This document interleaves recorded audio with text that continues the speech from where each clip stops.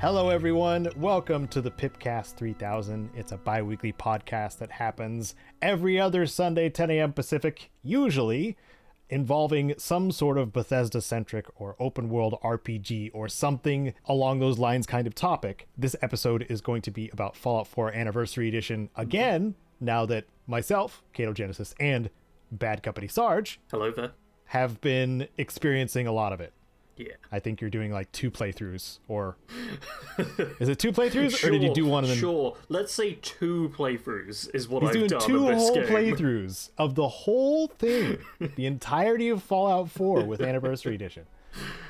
Sure. That's a lie. I've played a lot of the game now. Caedo's played a lot of the game now. We have more stuff to discuss with that. Yes. Yeah. So some of the B-roll you'll be seeing is some of the side questy stuff, or maybe some of the ambush kit stuff that I was talking about last episode. If you want our initial thoughts that are not very positive, you can go back to that episode if you haven't heard it already. But this will be more in-depth stuff about the actual content of these creations because we've had more time with them. Yeah.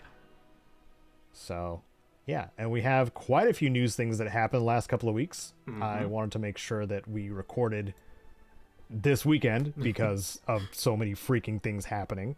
Yeah. As well as over in the US here, Thanksgiving happened. So the Black Friday and sales and stuff like that. I didn't grab one of those for like price guides or anything like that. Whoops. I mean, people know that sales are on. Cyber Monday. Check it out. If you want electronic stuff, go to Newegg and Amazon or whatever, whichever sites have Cyber Monday stuff. See what they have. I'll do what I do and don't spend money. Save 100%. And don't spend money. That's also a legitimate way to play the game of life. Don't spend money. Yeah. So let's get into the thanking the supporters of this channel and the main channel supporting us. Thank you to Wasteland Legend Sven for being a legendary $50 tier person. I don't know why you're spending so much money on me, but I appreciate it. And the rest of the supporters that show up on the credits. And if you want to be in the credits, you can do that by giving as much as $1 to the channel. And Sarge also has his own perks. I do. On his. I just made a bunch of Fallout 4 wallpapers, which will be coming in January or February or December or March or some point. Some point they'll be coming. Wallpapers happen over on his. Every month. I have embarrassing stories related to dating on mine. Yeah, very different vibes on our Patreon. Very different vibes. And also, like, things that are useful for an adult human who has their own place. And, yeah, like multi-tools and stuff. Cool stuff to have forever. Thanks to the supporters. Let's get into the comments of the cast. Yep. Sarge? Okay, I'll take the YouTube one because we have a couple of comments. Leslie's Network commented saying, "My favourite podcast, heart," which is just a nice comment to have. And Leslie's Network, please make a comment on this episode to tell me that you're not a bot. I'm pretty sure they're not a bot. I literally went through and checked their subscriptions and stuff. They're subscribed to you and the podcast. What I found quite funny is, yes, Leslie, I apologise, I stalked you a little bit because I was like, is this a bot comment? Pretty sure it's not. But it was very funny because on their list of subscriptions, the subscription to the PIPCAST 3000 was right next to Jablinski Games, which Caedo has like a rational anger towards. And that was perfect, just having those two together. But thank you for the nice comment. We're both glad you enjoy the podcast. If you want to hear me rant about Jablinski Games, check out the Borderlands 2 highlights that Bad Company Sarge was also in, where I complain about Jack Black at length. Oh, man. The Spotify one was from Steeltown Eric. Hello, Eric. He says, the Anniversary Edition looks like a hard pass for most of us, then. Caedo, happy Thanksgiving. Enjoy some good food. I did. Sarge, happy Thursday. Enjoy beer. I didn't. Okay. Will you eventually, or? I mean, I'll probably have a beer at some point again in my life, but... Okay, alright. It's been several months, I think, at this point since I last had a beer. Yeah. The whole not spending money thing. Yeah, alcohol costs money these days. It does. Like, when I was a teenager and I wasn't allowed to technically drink alcohol, it seemed to be everywhere for free. Now that I'm an adult and can drink as much alcohol as I like, it's suddenly expensive. Right? It's wild. Makes no sense. Yeah. Well, I bought alcohol because I'm an adult and I can do that sometimes. Yeah. And I'm looking forward to opening those up and enjoying them later with company. Oh. I don't like drinking alone. That's fair. That's sad. That gets sad. Yeah. I don't know about anybody else, but that gets sad for me. Yeah, but I'll talk about that more later because, because the holidays happened, or a holiday happened, and oh my goodness, I am socially exhausted. Well, I hope you're looking forward to talking to me for 2 hours straight. Yeah, well, when I talk to my chill dudes, my chill boys, it's not so bad. This is a pretty low drain on the social battery overall. Yeah. But in a group setting, in a group feasting setting, it's a little different. Yeah, I did mention to Caedo, like, before we started recording, that I was technically invited to a Thanksgiving, because my sister's got, like, American friends over here, but there would have been, like, 30 people there, apparently, so I said no, because I have an even weaker social battery than most people who are like, oh, my social battery can't handle that. So, yeah, I wouldn't have survived that. Hell. It's hell. Yeah. Anyway, should we get on with the podcast, Caedo? Yeah. We're gonna start with something a little sad. Oh. And then we'll start moving up from there, I think. So the first story is unfortunately a death in the gaming space. Legendary game designer, programmer, Space Invaders champion, and LGBTQ trailblazer Rebecca Heineman has died from cancer, and at the age of 62. Yeah, and she was one of the co-founders of Interplay, along with, like, Brian Fargo, who's the big name kind of known from that. And as such, kind of, is one of the people that made Fallout exist. Yeah, she was in part of Wasteland, the original Wasteland's development too. Yeah. So big loss to the community, but she left a big legacy too. Oh yeah. Which is great as well. Space Invaders champion, like, I didn't even know that one. But yeah, and also always like seeing activism titles as well for LGBT stuff. It has been very nice seeing the internet be very together and unified in, this is a sad thing, let's just show some support. And even on the PC Gamer article we've got, normally there's like a couple of comments at the bottom of these. There's 11 comments on this one, and it's all just supportive, rest in peace, sad to hear, see you in your next playthrough, Rebecca. Like, it is genuinely just people being very nice and just leaving. Holy crap. Messages. Yeah, I wasn't even expecting that, dude. Wow. The internet has been very kind and nice about this, and it's genuinely quite heartwarming. Wow. Okay. Yeah. So, big impact on gaming in general, and will be remembered as such. Yeah, she worked on the ports for you Mac users. You should thank her too, because she worked on ports for Mac for Wolfenstein 3D, Baldur's Gate, and Icewind Dale. Yeah. She did a lot. Rest in peace. Just worth mentioning because she is also part of the Interplay beginnings and history. It's possible that we wouldn't be doing what we do now if not for her. Yeah. So, it's a very real possibility, in fact. Okay, so moving on. We're going upwards now, upwards momentum. Yep. Some positive news from here on out, I believe. There's a game we had previously wishlisted because we got a little trailer for it called Fatekeeper earlier this year, I think. I imagine so, yeah. Also, IGN had posted a gameplay reveal trailer for it. And this game feels like gritty first-person fantasy RPG. Yeah. The thing that it's making me think of is Avowed, if Avowed went more of kind of like a dark realistic rather than a bit more colourful. Yeah. Because there's a lot of the same dodging and stuff. There's kind of a lot of weight to the combat, but it's still got a, not an indie feel, but not quite the whole AAA, let's try and make this super polished and ultra realistic and make everything look that way. It is more like, it looks like a video game, is what I'm trying to say, but I would recommend people actually watch the gameplay reveal if they want to, because it's got some cool stuff. I literally just saw the main character telekinesis a barrel and throw it at, like, this boss enemy. Yeah, the telekinesis that's so cool. for both enemies and, like, objects. Yep. I'm all about that. Love that. We love a good telekinesis system. Still bugs me, but Skyrim has the telekinesis spell, and it's one of the worst spells in the game. Oh, and then the characters just, like, wiped their sword because it's covered in blood. There's a lot of really nice details thrown in here. Little details here and there. Yep.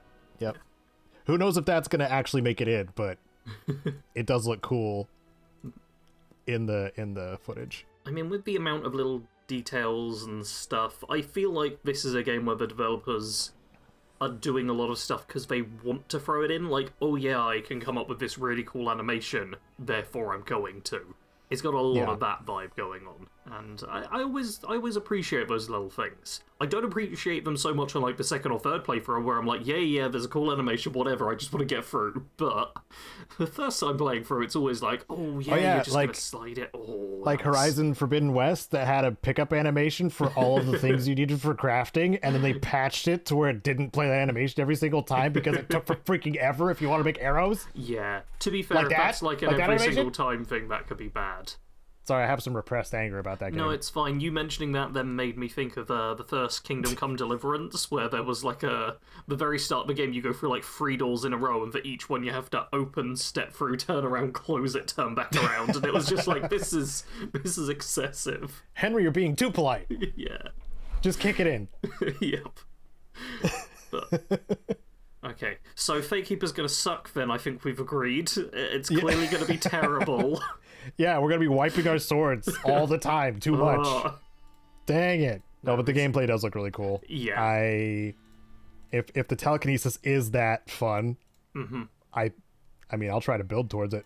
Yeah. This is definitely my sort of game. Because, like, every game I can think of comparing it to is basically a game that I've enjoyed. It just looks good. Like Avowed, Skyrim, Dark Souls, Elden Ring, any of that sort of stuff, it could be sort of like of Might and Magic as well with the kicking. Love kicking enemies. It looks good. There's one thing I did just notice looking at the inventory screen that it shows, and that is 4 ring slots per hand. What? No. Yeah. Oh, you're right. Yeah. I hadn't even realized those were ring slots. You basically get armor, helmet, necklace, 2 weapons, and 8 rings. That is so much. And then 4 consumables at the bottom. Yeah. I mean, technically, you could wear about 10 necklaces before your character decapitates themselves with the weight of them all, so still got some room to go on that front, I suppose. Yeah. But Yeah. That is so many ring slots. Like, I'm like, as long as there's 2 ring slots, I'm happy. 8 is just... Oh, that's a lot. Yeah, that is cool. Yeah, looking forward to seeing more on this. Yeah. For sure. Having a little weird rat companion might be interesting too. I don't know what that's gonna be like, but it's probably your what's the word? What is the word? Immersion. Immersion. I have no idea what word you're searching for, Caedo. Starts with an E, I think. The storyteller. Exposition. NPC. Exposition. Thank you. Oh my god. Oh, I'm gonna cry. I had no idea what direction you were going. I'm so sorry. Okay, we gotta stop looking at that trailer. Yep. Because that game's not gonna win Game of the Year. You know what game might win Game of the Year, Caedo? I do. I played 2 of them. I played 1 of them. Between us, we have played probably half the games of the year. Yes, so half of the nominees. Yep. So what we're talking about is the Game Awards that is happening this December. Yep. I don't remember the date. I think voting opens tomorrow. There's like a couple of different things where votes open at different times for different things. Why does it need to load? Just tell me that December 11th. There we go. Oh, the 11th. I removed one of the ones. Okay, the Player's Voice Round 1 voting opens December 1st. Okay. Because, yeah, I feel like the website for the Game Awards was better last year. I just don't want it to load the date. No. But, the date screen. Yeah. Because that's stupid. Anyway, I think we should at least mention what the nominated games of the year are. Yeah. There are important. A whole bunch of categories, but I did want to just kind of narrow it down to this. We have this linked below as well. Yeah. There's also a couple of other categories I think we should go over, but this is the main one. And for Game of the Year, the nominations are Claire Obscure Expedition 33, Death Stranding 2 On the Beach, Donkey Kong Bonanza, Hades 2, Hollow Knight Silksong, and Kingdom Come Deliverance 2. I think it's worth pointing out that 4 of the games on this list are the second game in a series, which just feels a bit odd. Also, Death Stranding 2 On the Beach. Yes. On the Beach, that is... I hate that. I hate that it's got that little additional thing on it. Why? That just On the Beach does not fit on the vibe. On the Beach is, oh yeah, we're doing like volleyball, sun, bikinis, woo, party. Well, maybe you should have played the first game if to understand what the beaches are. It just... as a second thing to go along with it, the rest it just of us feels know. so wrong. Sure. If you're a fan of the game, fine, but it feels like such a dumb subtitle thing to put onto the main title. The beach is like a personal in between for each person. You have That was you a real have Kojima sentence. Yeah. So quick description. No. What have they done? Every character in the Death Stranding universe has their own beach. Every living person.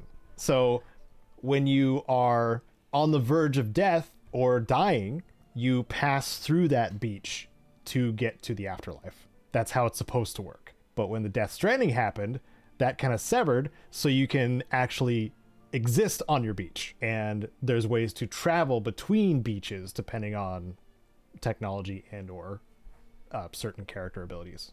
So it's like phasing to another plane in a way. Yeah. So that's why it's called On the Beach, because you're doing that a lot. That just sounds like Purgatory or something like that. And Death Stranding 2 Purgatory, I think, would have fit the vibe much more. Yeah, but that's not what it's called. That's not what it's called. But that's because Kojima's just allowed to do whatever he wants now, and he's like, yeah, why not? I'll just do stupid names. I think, man, I am so bad at naming things, but I'm better at naming things than Kojima. That's like the one person who I can go, What? this is you don't like Die Hardman? You don't like Heartman? Cold Man as well. Isn't there like Hot Cold Man? It's Yeah, there is. yeah. Like I Hot Coldman was in like either Portable Ops or one of the Metal Gear Solid games. It's ridiculous. Kojima, I'm fine with him doing his stories and stuff, but someone else should be in charge of all the names. It's just how it needs to be. Anyway, I like it. Back to the actual things. Obviously, one of the games Caedo has played is Death Stranding 2. What's the other game you played, Caedo? Hades 2. Yay! That hit 1.0 this year. And I've enjoyed the heck out of that one too. I'm so close to the end, by the way, and then a whole bunch of games dropped again, and I just haven't gone back. Yeah.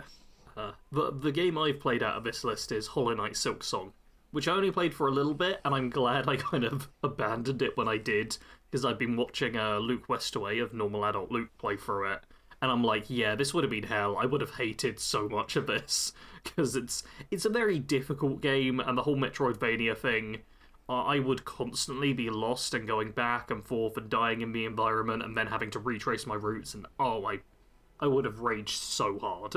Yeah. Hey, here's one thing. Here's one thing I want to mention. Any of the old heads, the Caedo old heads that remember when Cody and I did some collabing and he did some streaming. He's streaming again, and I was watching him playing Silksong, and as soon as I watched him do one of the boss fights, I'm like, this game looks hard as hell. Oh yeah. I would not enjoy this game. I don't really have one game here where I'm like, yeah, this should win Game of the Year. Like, I know both of us have talked about wanting to play Claire Obscure and just haven't got around to it because there's been so much other stuff. And I think that one's got a good chance of winning Game of the Year, especially I think it's now the most nominated game at the Game Awards ever. It's got like 13 nominations or something this year, so it's gonna win something. I mean, it would be hilarious if it somehow didn't win something with that many nominations, but it's gonna win that something. Would be like the saddest end to 2025, I think, for gaming. Just like, no, Clair Obscur didn't get anything. But I think there's some solid competition here. Yeah. Like, this is one of the best lineups I've ever seen, actually, for the Game Awards. For how well all of these have been received. Yeah. I mean, weirdly, I'm not interested in, like, half the games here. Just at all. I have zero interest. For me, it would basically be between Clair Obscur and Hades 2. Neither of which I've played, but both of which I want to play at some point. And, like, they're also such different games that I'd struggle to figure them out and figure out which one I prefer. Oh, yeah, they're all wildly different genres. Yeah. For sure. I mean, let us know in the comments what game you think should be winning Game of the Year, and what game you think should have been nominated that wasn't. And like, even though I've only played 2 of them, I can't decide between those 2. They're both really good. They're both really good games. And while talking about really good games, I think the other category, at least we should cover, is Best RPG. Yeah, I suppose that's fair. Because we are basically RPG channels. This is a podcast which focuses mostly on RPGs. And there's going to be a couple of familiar ones here, but for Best RPG we have 5 nominations. Avowed, Clair Obscur Expedition 33, Kingdom Come Deliverance 2, Monster Hunter Wilds, and The Outer Worlds 2. Okay, first off, let's just ignore Monster Hunter Wilds. It's still plagued by performance issues. It should not get awarded for anything until that's fixed. Oh dear. Capcom, get your stuff together, because you're better than this. So beyond that, we have 4. I both feel really good for and really bad for Obsidian at the same time. Because they've got 2 games that came out this year nominated for Best RPG, and both of which I'm like, yeah, these were 2 of my favourite games of the year. It's just, they're both really solid, really fun. The problem is, they're also alongside 2 games which were nominated for Game of the Year, so I don't think Obsidian's gonna win. Yeah.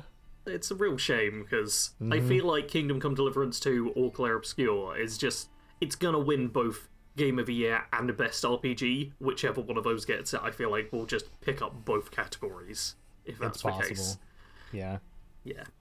But even though if I were to pick based on the ones we played, I probably would go with The Outer Worlds 2. Yeah. I think even though Avowed, crunchy combat, love the combat in that one. Outer Worlds 2 has a lot more. It felt like it had, well, Avowed patched it in later, but The Outer Worlds 2 seems it has more build diversity for pretty much everything. Yeah. It's which I like a lot. Good. Like, yeah, it is. I feel like Avowed has got better, and I don't think either of us have really played it since like the past few updates or patches or whatever. And I played it when it had the skill rework. I enjoyed a lot of those. Yeah, but it still is the case of like both those games are great. Like, it's really solid to see them. There's I can't remember which category, but I saw Atomfall got nominated for something as well. I think it was like accessibility or something. So that was nice to see. Yeah. Because I know, innovation in accessibility, Atomfall got nominated for that. I do wish that it told you at this point what the innovation was. Yeah, I would like to know, actually. Because, like, Assassin's Creed Shadows had some innovation in accessibility. Well, the Game Awards tells me it was made by Ubisoft, but that's as far as the information goes, so guess I'll never find out what that was. It would kind of be nice to see a reasoning for some of the awards and stuff, though I do feel like that would make the internet so mad as well.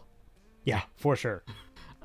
Sad news as well, neither of us made it up for Content Creator of the Year. Oh, darn. Dang it. Man, can't believe it. Curses. Snubbed again. Yep. All the other ones up there, fake. They're all fake. Yep. They all sold their souls. Yeah. I do swear whenever I see Content Creator of the Year, I'm like, I recognise one or two of these names and have no interest in them at all. Like, it's so rare that Content Creator of the Year is actually someone whose content I've watched at all. Mm-hmm. That's just because I'm so niche and indie. Yeah. Woo. You know what else is indie and not so niche? No, Sarge, I don't. Vampire Survivors. Oh. Which has basically a sequel modification game thingy, which was shown off as part of the Xbox Partner Preview livestream. Ah, okay. All right. Ta-da! Now I know where you were going. I could just hear so much confusion from Caedo. So the Xbox Partner Preview livestream occurred, and first off, it's another one of those videos where you have to skip 20 minutes in before the actual thing starts, which always bugs me, but I'm not going to focus on that. That's because it's a live stream. Yeah, but it's annoying. I don't like the 20-minute start time. Like, 5 minutes, 10 minutes, I get it. But 20 minutes, I'm just like, I hate this. Especially because you can already schedule live streams to start at a specific point. So, yeah.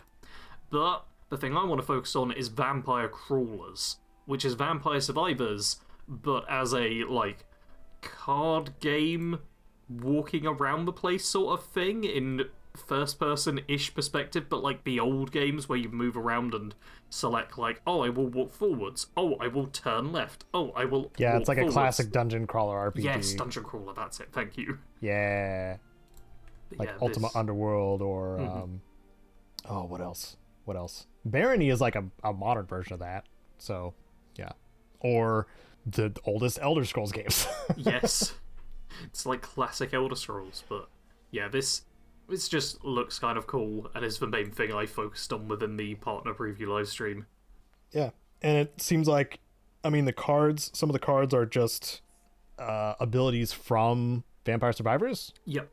Yeah. So it's can be treated like either a sequel or a spin-off too. Yeah. For sure. It's just really, really cool. But it looks cool. Excited. Looks messy, and like the brain chemicals feel good. So yeah, I think the top comment is, I thought it was illegal to sell crack. It is.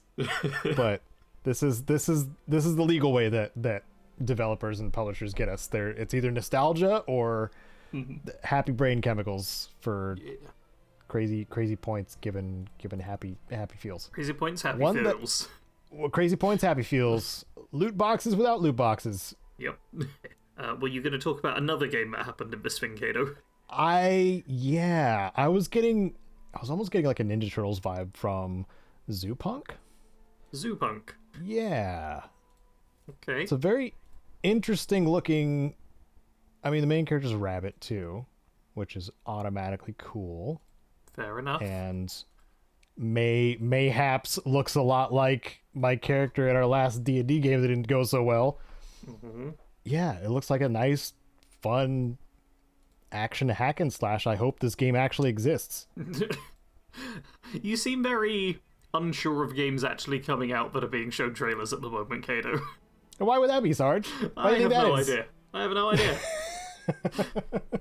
Well, why wouldn't everything just be fine? And just come out the way it's advertised? Yeah.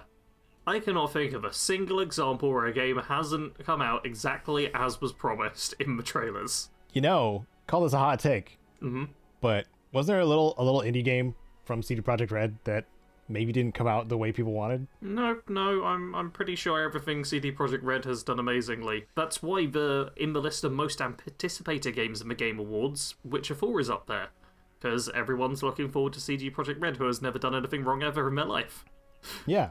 All I gotta say is justice for Siri. So we can move on. Okay.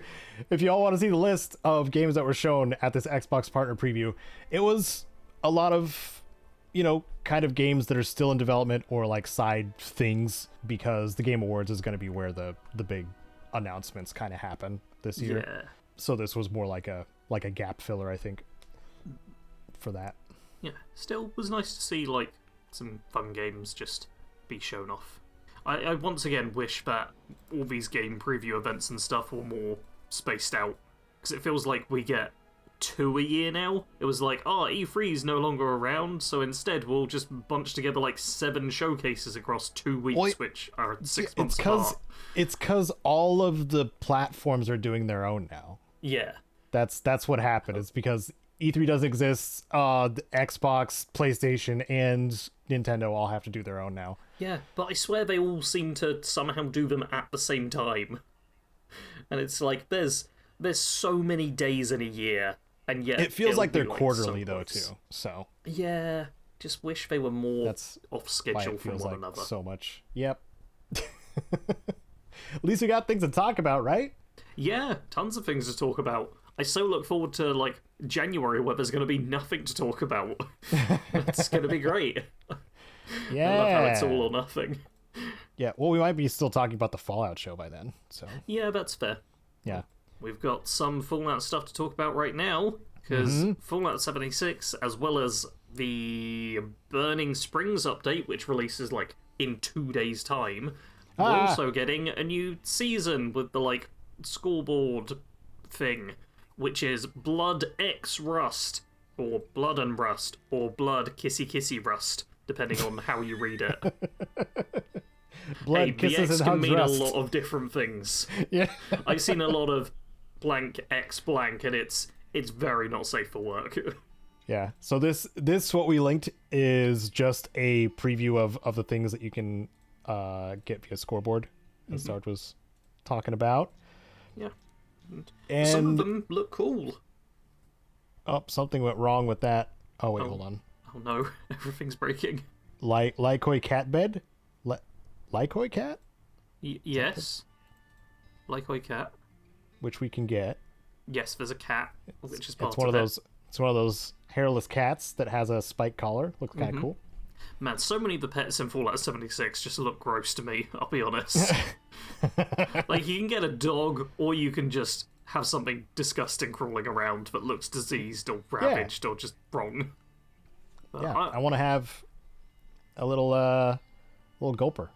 Yeah, I really like how there's all the Raider style stuff. I do love my Raider theming, and 76 does Raiders better than, like, any Fallout game, honestly. I have to agree, dude. Yeah. It's gotten real good for Raiders. Helps having their own faction, like proper faction, like full joinable faction sort of deal. Yeah, like I feel like the next closest to that is New Vegas, where you can kind of help out a couple of Raider gangs somewhat. The cons, cons and fiends a little bit, but barely, and they're still hostile towards you like all the time. And a lot of objectives lead you to killing their leader anyway. Yeah, but this looks cool, and it almost makes me annoyed that I hit rank 100 on the scoreboard we're on at the moment, which had a bunch of rewards that I just didn't care about. Because this scoreboard looks like I will definitely want to reach rank 100, maybe even rank 150. Because, yeah, this is cool looking objects. Unfortunately, some of the stuff is locked behind Fallout First. Like the Raiderized truck, I would love to get, but it's Fallout First, so I'm not going to get it. But most of the other stuff I just will be able to get, and I'll be doing a lot of 76, because there's Burning Springs, which I'm going to be playing a lot of, and which I'm sure Caedo will be playing a lot of as well, right? Oh, yes. Yeah. We will probably have some B-roll of that next episode. Yeah, that's definitely going to be the topic next episode as well. Me and Sarge goofing off and arena fighting armored deathclaws, probably. Yeah. Man, I love a good arena fight. Any game where it's like, there's an arena in this, I'm like, yes, I am on board. Just arena battles are fun. Yeah. As long as they're not over long. Yeah, but it can always be done poorly. Yeah. Are you thinking about Moxie's Thunderdome, whatever it is? Sure am. Yeah. The second you said sure overly long, that just pictured in my brain. You know exactly what you were going you for failed there. round 9 of 10. Restart. Yeah. The rounds are like 5 minutes Bethesda weirdly each. does arena things quite well. Yeah. It's a shame they don't do more of them, because they're always pretty solid from Bethesda. I think they understand that people don't want to spend like 7 hours straight just doing arena battles and then making no progress. They tend to do like 3 at most. For a while too, like I think about Ratchet and Clank and how they diversified, because arena battles were like part of the core game in like every single Ratchet and Clank game, but they always had something a little bit different. Like, because it's an action platformer instead of just a shooter, there would be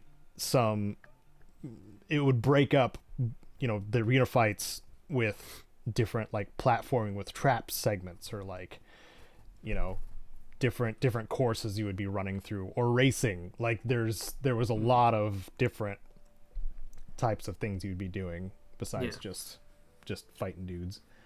So yep, hoping for some of that here too.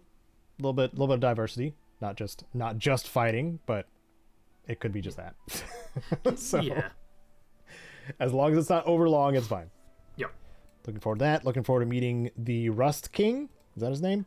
Yes. It's the big, smart super mutant raider. The big muty boy. Which, I will say, it feels wild that all of the intelligent super mutants we've found so far have been, like, reasonably civil and organised, even if they're evil. It's nice to have one who's just like, yeah, of course I'm going to be a raider. It's good. I like it. Yeah. Well, Graham's not evil. Graham just likes meat. Yeah. But, see, I was originally going to say, like, oh, how all the intelligent super mutants tend to be good. And I will say most of the intelligent super mutants tend to be good. But then I thought about the first Fallout game, and I'm like, does the lieutenant count as an intelligent super mutant? Yeah. Because, like, he seems dumb for an intelligent super mutant, but smart for a dumb super mutant. Are you thinking of Harry? The one who takes you to the lieutenant, or the lieutenant himself? I'm thinking of the lieutenant himself. Like, I just don't think he's as smart as most of the other smart super mutants, is all I'm saying. Like, he's not an idiot, but also he's like... Well, he's not just... Tabitha, like... He's not Tabitha levels, thankfully, but... No. He's slightly above Tabitha. Maybe slightly below Fox. Yeah. Something along those lines. But evil, obviously. Yes. Because, he wants to dip ya. Yeah. So, Caedo, last episode we talked about how Anniversary Edition sucks and how it was broken and just didn't work and stuff. But now, it kind of works. So has our opinion on it changed drastically? Which opinion? The one where people should save their money? I mean, I literally did open this basically by being like, oh, you can spend nothing on sales and stuff. So I think people can figure out what my opinion is. Yeah, I still share a similar opinion. Yeah. I think most folks would agree that it's not worth buying Anniversary Edition. And we'd still would... Like, unless you really want to, we'd recommend against it. I know there were multiple comments we had on the last episode as well of people complaining that if you're someone who's already bought creations in the past, then you're basically rebuying a bunch of stuff you'd already paid for. So, yeah, it doesn't seem like a good deal for almost anyone. But some of the creations aren't terrible. Some, dare I say, are good. Oh, Caedo, that's cool. Well, I talked about one of them last episode. So that's a lot you're saying there, Caedo. I know. Actually, you know what? Let's start somewhat positive now that we've had the jokey thing. What are some creations where you're like, yeah, this was good, or even surprisingly good, like better than you thought it would be? I still do like the Tunnel Snakes Rule one. It doesn't overstay. You can start it by just going to that what is it? Metro tunnel thing. Metro tunnel location. This is gonna happen. The one near Hangman's Alley. I'm so sorry. Fine. The one next to Diamond City, yes. Yeah. And Hangman's Alley. And I talked about the settlement ambush kit. Yes. Where I was like, I'm not sure if you can look at your cameras from other settlements. Yes, you can. I can confirm that now. Yes, you can look at your cameras. As if you have camera monitors in any settlement, you can link up to any other camera setup. And that is awesome. Yeah. because that means if one of your settlements is being attacked and you don't feel like being there because you know if you were there, your settlers would take care of it anyway, you can just hook up to the camera and watch them for a little bit, and then they'll succeed, and then you can load back to where you are. Yeah. So I have also played around with the Settlement Ambush Kit now, and it is pretty cool. I like it. I don't know if you saw my Minuteman build where I was fighting against them. I didn't. Yeah. Well, I built up like a really cool thing. I remember you mentioning like, oh, you can funnel them, and I built up a really cool defensive structure in Sanctuary. And I was like, yeah, when they run over the bridge, I'll just gun them all down. I'll catch them in the trap, which I did some fancy wiring to set off. And then they spawned like on the western edge, just in the water. And I was like, oh, all of my defenses are facing the wrong way. Yeah, it's going to test where they come from too. Yes, that is like beforehand. One big bit of advice I gave people where I was like, you've got to test this out or figure it out first, because I did the figuring out last and everything was pointed the wrong way. I even set up a barn with multiple different creatures that I could release, and it ended up with the people spawning behind the barn and then shooting the barn, and then the creatures just getting loose anyway. And I was like, this has all gone terribly wrong. But I think the creation is a lot of fun still, and something which you kind of half had in the base game, but which wasn't implemented well. And I think a lot of the creations that see something in the base game which just didn't quite work and then build on that are a lot of the best You're talking like ones. Wasteland Workshop stuff. Yeah. Yeah. And even the core game settlement defense, which just wasn't great. Oh, no, it's not good. Yeah. So, yeah, I do like it a lot because you can also get like a diverse amount of enemies. Like there's two ambush caller things. There's the Wasteland Critters one, which includes super mutants and Mirelurks and ghouls and whatever else you can. Radroaches, other the most dangerous enemy of all. crap you can find. Yeah. And then you have the human ones, which is Gunners, Raiders, and what else? I don't know what else.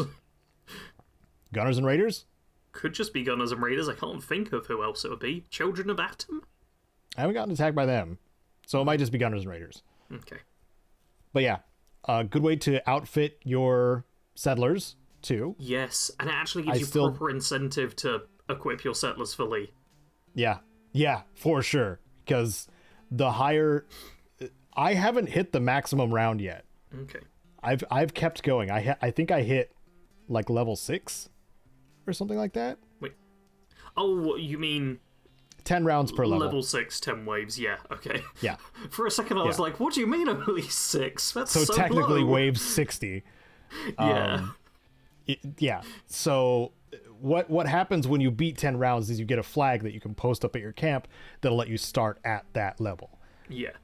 So you can keep, pushing as far as you can to get more and more powerful enemies. Great way to farm experience. They just show up at your front door. Yeah. And great way to farm gear.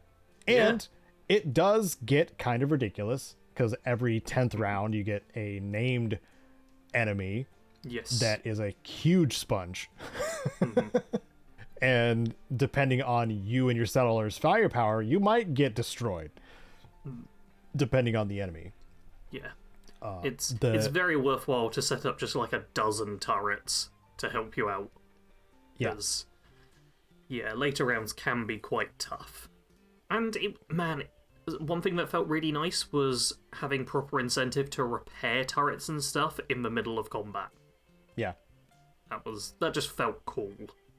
Yeah. I tend to ignore my turrets, honestly, because I can actually, especially in Power Armor, because they didn't have the stim pack animation, like in Fallout 4, for reviving settlers.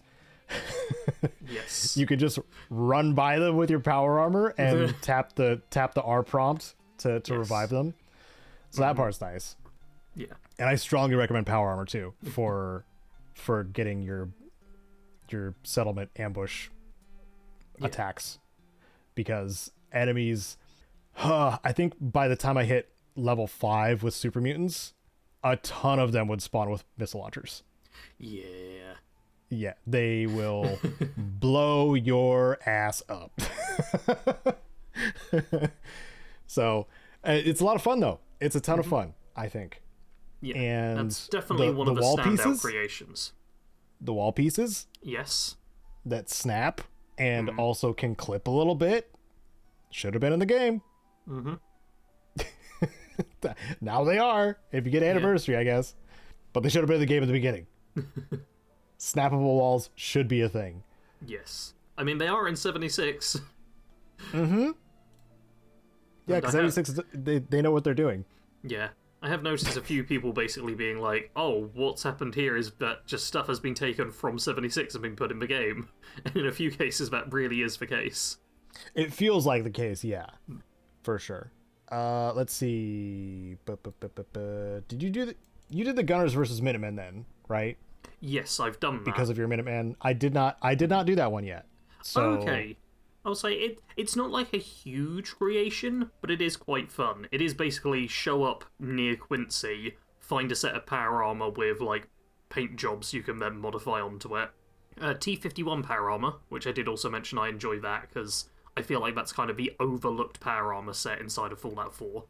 Because you get a T45 straight away, and then not long after you can start finding T60. Like, actually using T51 feels rare. So having that as like a dedicated set where it's like, yeah, this is the set we want you to use is nice. But yeah, you just find that and then do the battle for Quincy, but tons of Minutemen show up to help. And you also have to like raise a flag over it. It's a very short quest, but it also makes Quincy much more manageable. Like, Quincy's normally quite a tough location to fight through.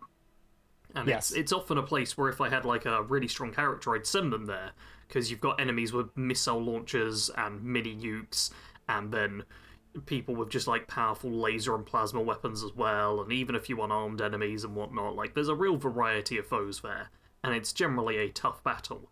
But with the Minutemen helping, it's a lot easier, obviously, because everyone's fighting each other. So, yeah, I don't hate that being an area where you get some assistance, because it's thematic as well, so... And the Minutemen aren't, like, ridiculously outfitted, even at high levels, so you still do have to do the heavy lifting, but it means it's a group fight, rather than just 1 versus 100 sort of you have vibes. fodder on the field. Yes. Like, they'll deal with a few of the basic gunners, but you still have to really do all the stuff. I've technically done that, like, a few times now, that mission, and I don't think there's been a single time where I wasn't the person who killed, like, all the named gunners there. Like, the basic Minutemen, they don't do great. They literally show up in, like, standard clothing with a laser musket and are like, yep, I'll fight this heavily armoured person in power armour. What could go wrong? Yeah, I enjoyed that. It's not a standout one for me, but I think it's a good example of what a small creation can sort of do. And the paint jobs are really good, which is nice because the standard Minutemen paint jobs for, like, normal armour suck. They look horrible. Oh. They're my least favourite of all the faction ones. Okay. Well, that was that one. I meant to double check on a couple of these to see if the ballistic weave could work on them. Oh, I've checked for a lot of ballistic weave stuff, and one thing that really bugs me is I've not found a hat from any of the creations which offers ballistic weave. Oh. Yeah, and that sucks. Like, there's a lot of Under Armour and standard outfits which allow ballistic weave. I know the Tunnel Snake's jacket, that one allows ballistic weave, and half of the railroad stuff does. Half of it does not, which feels wrong. And there's a few other things, some Under Armour that does as well. I know from either the Neon Flats or Noir Penthouse, I can't remember which one of the creations it is, but that gives you a couple of, like, fancy full outfits that allow ballistic weave as well, because I've got builds planned for them.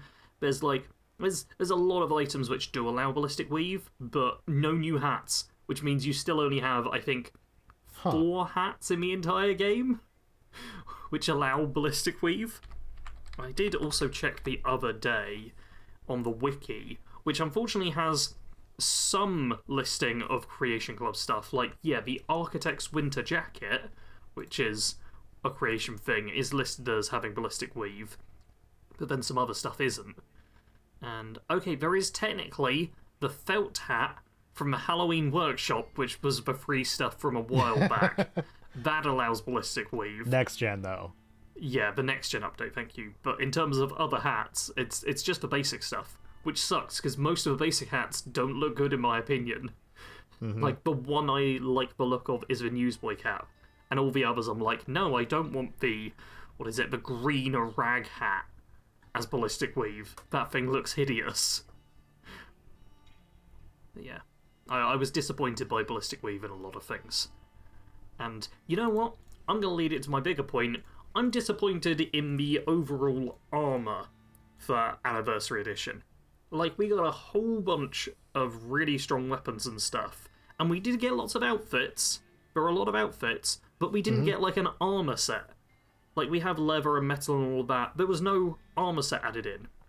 And I'm going to mention this in a video as well on the second channel, but I really wished we got Karma. So you're talking about layered Yeah, armor, like how right? you get a leather chest piece and stuff, or a raider chest piece, or a metal chest piece. We didn't have a new one of those, which I think would have been a great thing to see. You're Does the Talon Company armor count? I did forget about Talon Company armor. Is that a single piece or is that multiple? It's a helmet and like full body piece. Yeah, I guess that half counts. So I'll give you that. I kind of forgot about it, but I was just also throwing it on my settlers anyway, so. yeah, it's also kind of bad. Mm-hmm. Yeah, it's actually really bad. I've just searched it, and it's like 30 damage resistance for like a full body piece. Which, you're not going to be doing that mission as well until you're pretty strong, because you need to head real far down south of the map. What? For the GNR building fight, right? No. No, That's on the east side of the map, northeast. Wait, the northeast? There's a landing pad with a vertebrate on it. Oh man, for some reason in my brain it's like south of Gunners Plaza. No. No, okay. It could have been one of those situations where the objective moved to. No. Yeah. While we're on the topic of locations, I do also want to bring up how there's like 3 or 4 kind of zones on the map that are now just dense with Creation Club stuff. Like around the whole Sanctuary area, we have like 3 or 4 overpowered weapons. Then there's a lot of stuff that sends you to like Diamond City, or Good Neighbor especially has multiple things surrounding it. Then the northeast of the map that you point out is the GNR stuff. Especially Nahant, that whole region, has like half a dozen creations just on this island where you normally wouldn't go to very often. And then to the south, like from Gunners Plaza to Quincy, there's just a bunch of stuff around there as well. And it feels weird to me just how much stuff has been grouped into like a few specific locations on the map. Yeah. I think they were trying to nail down places that didn't have much going on and just had an overlap that way. Yeah. I feel like there was that and a few places where they know everyone will go to. Didn't have any quests really attached or something. Yeah.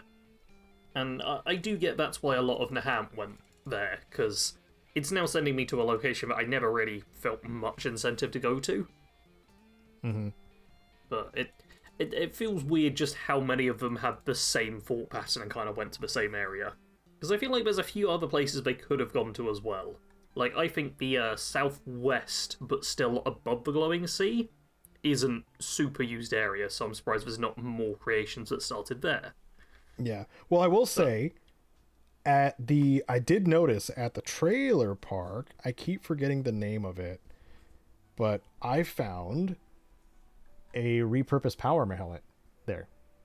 Ah, one of the ones you wear outside of power armor. It was a tribal one, yeah. Yes, I think buying them in Good Neighbor is like the main way you're supposed to get them. But it's nice to know there's one just out in the wild as well. Yeah. And did you equip it? Yes. And see how ridiculous it looks. No, I know how ridiculous it looks. But I've been wearing it for most of my playthrough. Yeah, I mean, it makes sense. It's one of the strongest 'Cause it's head pieces actually by good. far. Yeah. Armor-wise, it's actually good. Yeah, it looks so ridiculous, because it But is it looks literally stupid. just the same size as a normal power armor helmet, but you're Yep. not wearing power armor. Oh, it's... Yeah. I wish they could have scaled it down, I reckon. Just a little bit. And it still would have been big, but it looks like you're a bobblehead. It is so dumb that you can now play Fallout 4 in big head mode. So I know what they were trying to recreate, Mm-hmm. which was the Fallout 2 loading screen image. Okay. I don't know if you've seen this, Sarge. Let me see if I can bring it up. Doesn't that look to scale? Doesn't that look Yeah, that looks to scale. I mean, look like it's meant to be worn? yeah, and I see what you mean by saying it's the same, because I recognise those feather placements and even the break in the tubes. Yeah, that looks normal and good. That's T51, but it does look, very similar to what they did with the T61. Yeah, but it actually fits on the head and looks But just it like actually a fits the helmet. person's head and is not overwhelming the rest of their body. Yeah. Oh yeah, the one from I'll be showing Creations this on is so screen. stupid. Too. Well done editing, Caedo. Thanks, editing, Caedo. Appreciate you. Yeah, the Creation Club one, I kind of hate it because it just looks too dumb and comical. I'm like, I feel like I can't use it for a build because it looks so stupid. Like, although I am tempted to make like an April Fool's Day build, which is just the sexy Santa outfit and the tribal power armor helmet, and see what I can do with that. You should. Yeah, I mean, I would like that. my character who's running through all the creations and just testing them all is now wearing the sexy Santa outfit, because why wouldn't he? Excellent. So it's also the case of it's one of the few outfits which I've not stored away with specific equipment to remind me of builds I want to make in the future. So, no, overall, I'm not super happy with the armor selection we've ended up with, because I do wish we had proper modular armor, and instead we have a lot of outfits. And what I wanted, my idea was Karma, because people are always talking like, oh, it'd be cool if Fallout brought back Karma, and you could do it. I mean, this time it would be car armor, and my idea behind it is you either mod it as like a more steel-focused or a more rubber-focused, and it either gives you better damage or energy resistance based on that, but that'd be a fun modular thing, which would be like an upgraded version of Raider, and that would have been nice to see. But the focus was much more on weapons. Check out Sarge's Raiders of New York series. Yeah, man, I do like my theory crafting. I have to stop myself from doing it so much because it's a lot of work, and most people just that's what it do not reminded care. me of immediately. So I appreciate that. yeah, But I would have liked to see more of a focus on interesting armor and stuff. But I get why people want overpowered weapons, because I made a whole video talking about how the Anniversary Edition adds in a whole bunch of overpowered weapons, and people were just like, yes, it should do. I want overpowered weapons. yeah. So I went through and found, I think, all of them. I want to say all of them. All of the weapons specifically. Weapons. Okay. I found almost all of them. I'm missing a few, but a couple of those are on purpose as well. Okay. Did you get the solar cannon? Yes. How do you feel about it? I haven't given it thorough combat testing. I do appreciate that it looks and functions a fair bit different from other weapons in the game. It does. Because I know you talked about really liking the Tunnel Snake's rule creation, and I do appreciate the quest for that, but I don't love the fact that the classic 10mm pistol is just so ridiculously strong. Because it's just a 10mm pistol, but it's better than any 10mm pistol you can find in the game. Yeah, but it is. But that also shouldn't mean anything, because it's the base level gun you get in the classics. Yeah, it's literally the gun you'll probably start the original Fallout with, and yet it will basically one-shot a Deathclaw if you've maxed it out. It's stupid. I also had someone just comment earlier today being like, oh, I found a classic 10mm pistol and a two-shot 10mm pistol, and they're the same damage. And it's just like, that's... Whoa, yeah. Yeah. And while I'm ranting as well, just quickly, the Manuel rifle does more damage than Overseer's Guardian. Because I also had people being like, oh, well, the Manuel rifle and Manuel carbine have to be really strong. because the Overseer's Guardian exists and is real easy to get, but the Manual rifles and the Manual carbine, it's just significantly stronger than even the Overseer's Guardian. The Overseer's Guardian costs caps, though. It does cost caps as well, yeah. And you have to get into the vault, which requires a difficult speech check or giving up fusion cores. Or fusion cores, yeah. It's so much harder to get, but I had people in the comments being like, no, the Overseer's Guardian, you'll get it at like level 5 when you do this ultra-specific route that I've mapped out over years. And I'm like, yeah, or you can get the Manual rifle by or you can walk right east. up to Outpost Samanja, turn around, and pick up the rifle. Yeah. And then without any ranks of gun nut, you can get yourself like a suppressed hunting rifle equivalent, which does triple the damage of what it would normally do. And the suppressor doesn't cost any skill or perk to add. I did notice on the Manuel rifle, yes, that for whatever reason, I think there's some like unintentional spread. Yes. Going on with the suppressor barrel. Okay. Because it's, for listeners, it's like a full barrel you put on the gun. Oh yeah. It's not just a suppressor screwed on the end. It's just a full big old suppressor barrel. Mm-hmm. But one of the things I noticed is doing like super long range shots is I had to aim for the body a lot of the time to actually hit my target. I'm having to learn that as well because I am the person who plays as a sniper the most, and I just could not land most of my shots. Yeah. Like, at first I was like, oh, maybe it's a skill issue. Maybe it's me. I can get a bit overexcited sometimes and miss my shots because I, like, move the mouse slightly. No. It's definitely, like, a not as accurate as it says it is weapon. Yeah. But maybe I would have to do a little more testing with, like, switching the barrel to something else to see if it is the barrel itself doing that, because it is a weird modification to this gun. Yes. But also OP. So oh yeah, even with missing shots, it's like I just had like at level 4 or something a Mr. Gutsy, like one of the high level ones with a skull show up, and I just 2-shot it with the rifle, and it was it was not even a battle. It was stupid. It's nuts how devastating these weapons are to anything. Yeah.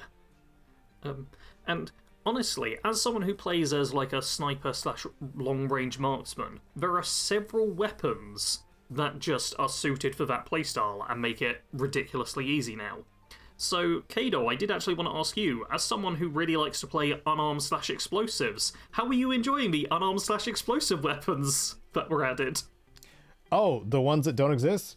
Yeah, those ones. I'm playing every different playstyle except for that. Yeah, it is. It's how I feel.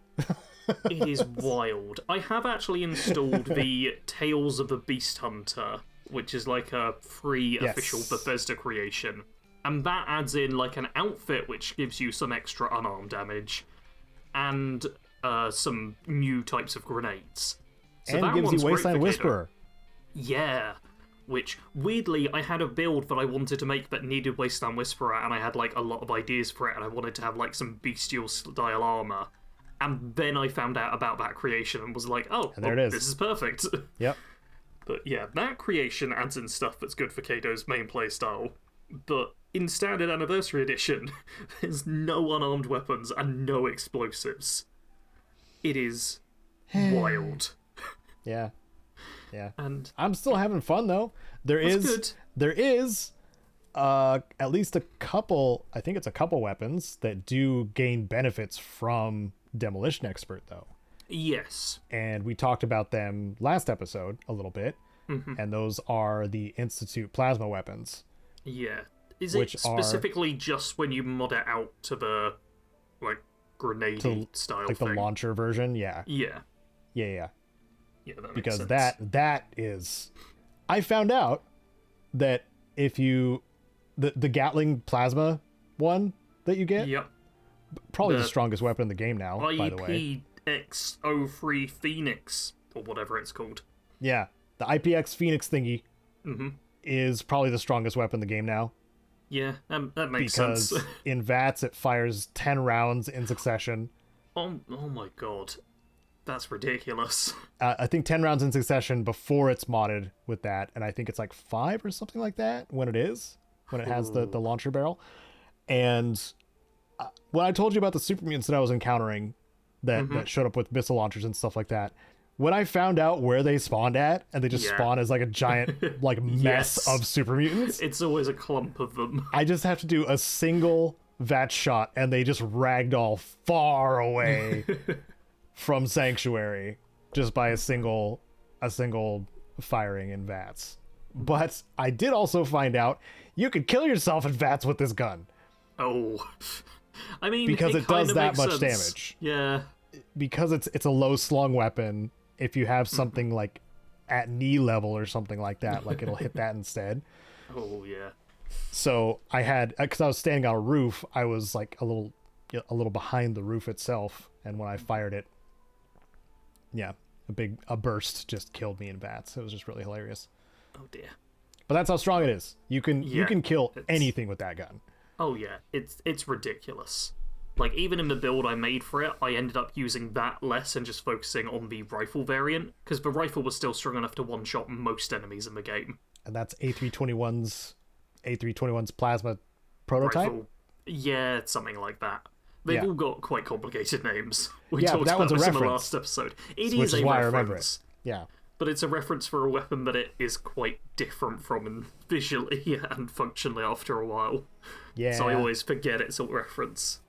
But yeah, I do want to ask, have you played around with the melee weapons that were added? Because there were a few melee weapons that were in Anniversary Edition. Refresh my memory. Oh, you're talking about the Hubris Comics ones, huh? I haven't actually been to Hubris Comics. I haven't I am either. talking about... Oh! Okay. See, I'm specifically not going to Hubris Comics because I'm doing a challenge run and I know I do want to go there and explore some creations for the first time, but... Let me go back to my footage. I know which one... I know another one you're talking about, though. So let me go back to my footage really quick. I mean, one of the ones we won't have mentioned because we clearly haven't played it is the Skyrim Sword. Yeah. Which is now in the game, but neither of us clearly have gone to. I feel like there's the Zatum one, where they've got like the chakra.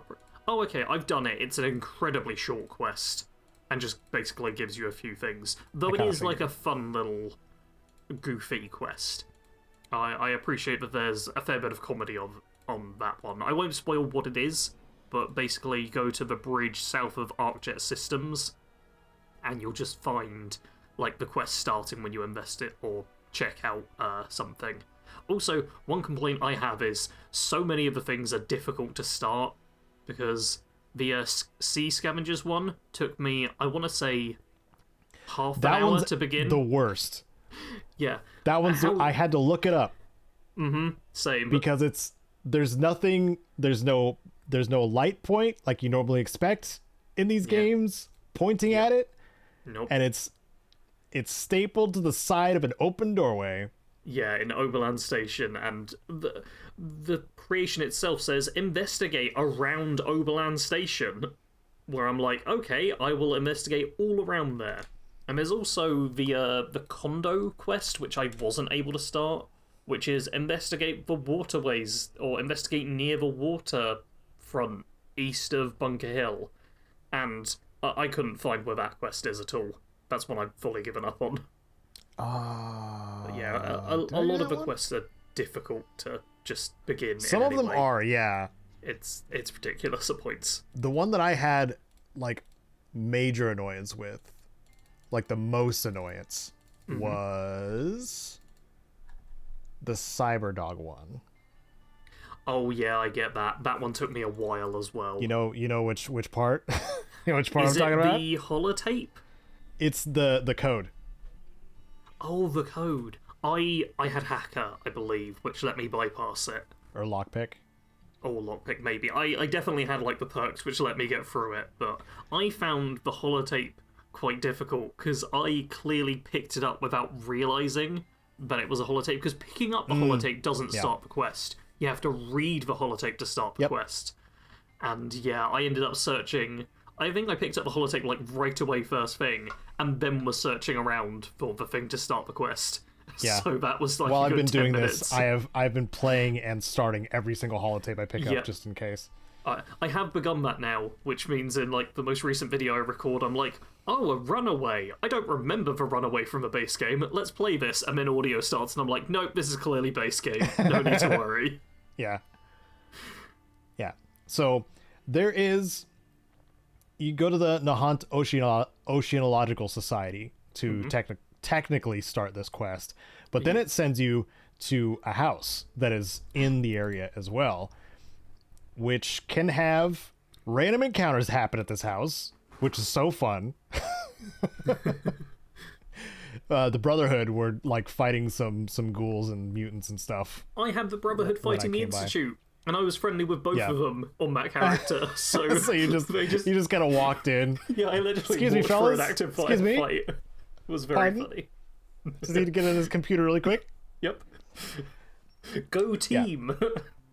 The holotape tells about a code that you need to access this safe that's in this house. Ooh, well, wait. Do you have the actual like full what it tells you thing on you right now? Because I obviously didn't do the puzzle, and I almost want to see if I can figure it out if you tell me what the puzzle was. Okay, I need to check. Sorry, I'm making this a bit more complicated, but it's absolute bullcrap. You're gonna rage. Yeah, because I just perk checked my way through it. I just need to get the keys for the boat from the safe near the pier house. The lock's tied to a terminal alarm clock. I just have to set the alarm to the right time. It's the same as the year the Albatross set sail, becoming America's first oceanographic research vessel. And in case I forget what year that was, it's also staring me in the face.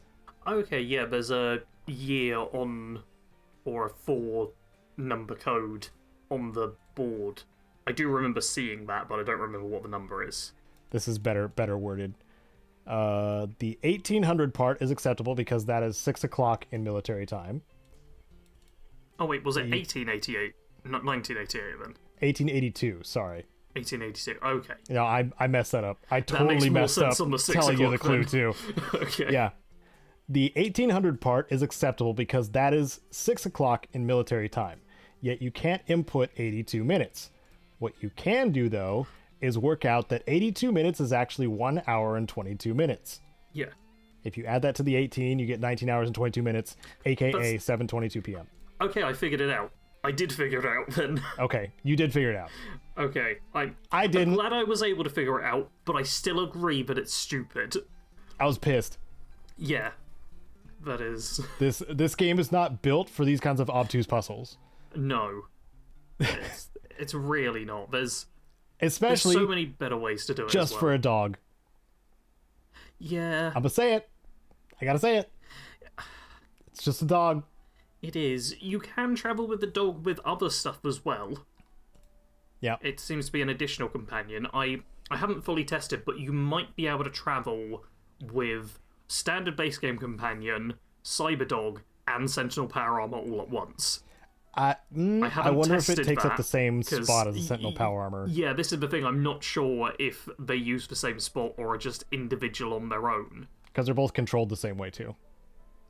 Yeah, but also, like, I feel like Fallout 4 doesn't have a pet follower in the same way that, like, Skyrim did. So once again, I haven't tested it out, but there's the potential to have 3 followers with you.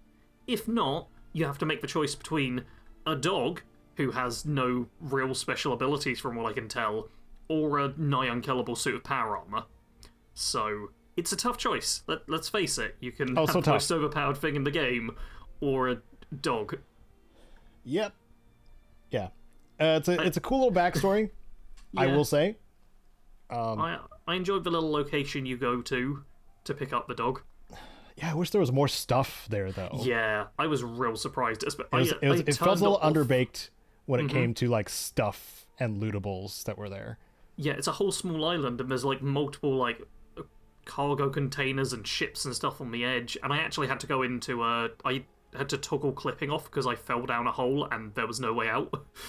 So Me then too. once I did that, oh excellent, good to know I'm not alone. Yeah, after I did that, I searched like everything and there's nothing there. It's just emptiness. Yeah. It's like, oh, I was expecting more. Because they went to all the trouble of having a separate location for you to go to. Mm-hmm. And then it's just one quick fight, and you get the dog, and then you fight like another thing, and ta-da, it's done. So, a couple advantages for the cyber dog, besides being a cyborg dog, and a direct reference to cyber dogs of the past. Yes. You can name it through a list of names. Rex is included. Rex is. There's also K9000, which I did appreciate. K9000 and Roxy. Roxy is also included. Yes. I also did appreciate the name Byte, B-Y-T-E, which is also a reference to the quest, which I can't remember the exact name of it, but it's got the pun of byte in, as in like gigabytes, but also dogs bite and stuff. Yeah. What I didn't appreciate is that cog meat is not an option. Yeah, And- that's the first one I looked for, actually. Yep, and I would have been like mildly annoyed. Fair enough, I didn't think of it. But you know what is an option? Robo meat. Yeah, Which is the same pun, but worse. it's bad. I hate how they did a worse pun than what is already like a fine pun, but not amazing. It's the only thing worse than a good pun is a bad pun. And people already hate good puns, so yeah, it's pretty terrible. So I want to go over what makes this one inferior to dog meat, and this is what Sarge will enjoy me saying. The cyber dog cannot be given long range commands like dog meat can. Oh. Just that's just a like shame. just like the Sentinel power armor, like you can't at a distance give commands. You have to run up to this dog that tries to keep pace with you by running ahead Yeah. to plug your Pip-Boy into the dog and tell it what to do. That is annoying. Yeah. So that's annoying. It also doesn't, look for stuff when you Yeah. ask. So there's also that. I am curious if it works with the attack dog perk. If there's any functionality there, but I I kind wonder. of doubt it. Yeah. It would require more testing, but I don't have the patience. Yeah, I wouldn't expect it to work, but there's a chance. I thought you were going to be like, I wouldn't expect you to have patience for dogs in this game. No. Because I don't. I have used the transdogrifier now as well, which just reskins dog meat. So you can turn dog meat into the cyber dog. Oh, okay, cool. If you just have science rank 1 and a few basic junk items, then yeah, you can just make dog meat the cyber dog instead, which is probably much better. That's the easier route to go for sure. Yeah. Now I want to actually circle us back to melee weapons, which is the thing we were discussing. And Yes, then went that's on a big true. side Yeah. tangent. Sorry. Because Distracted Caedo by actually dogs. sent me the pint-sized slasher knife, Yes. and I'm guessing that's the melee weapon you've used. For a little bit, yeah. My character's not really built for melee, like at all, Okay. or unarmed, because I kind of figured which direction I would be going for this. I also have a tendency to just not take damage perks. Okay. I think that's mainly just a me thing, just because I'm like, oh, what if I need the raw stats? I gotta delete these perks. That's and fair, yeah. get rid of my stats and whatever.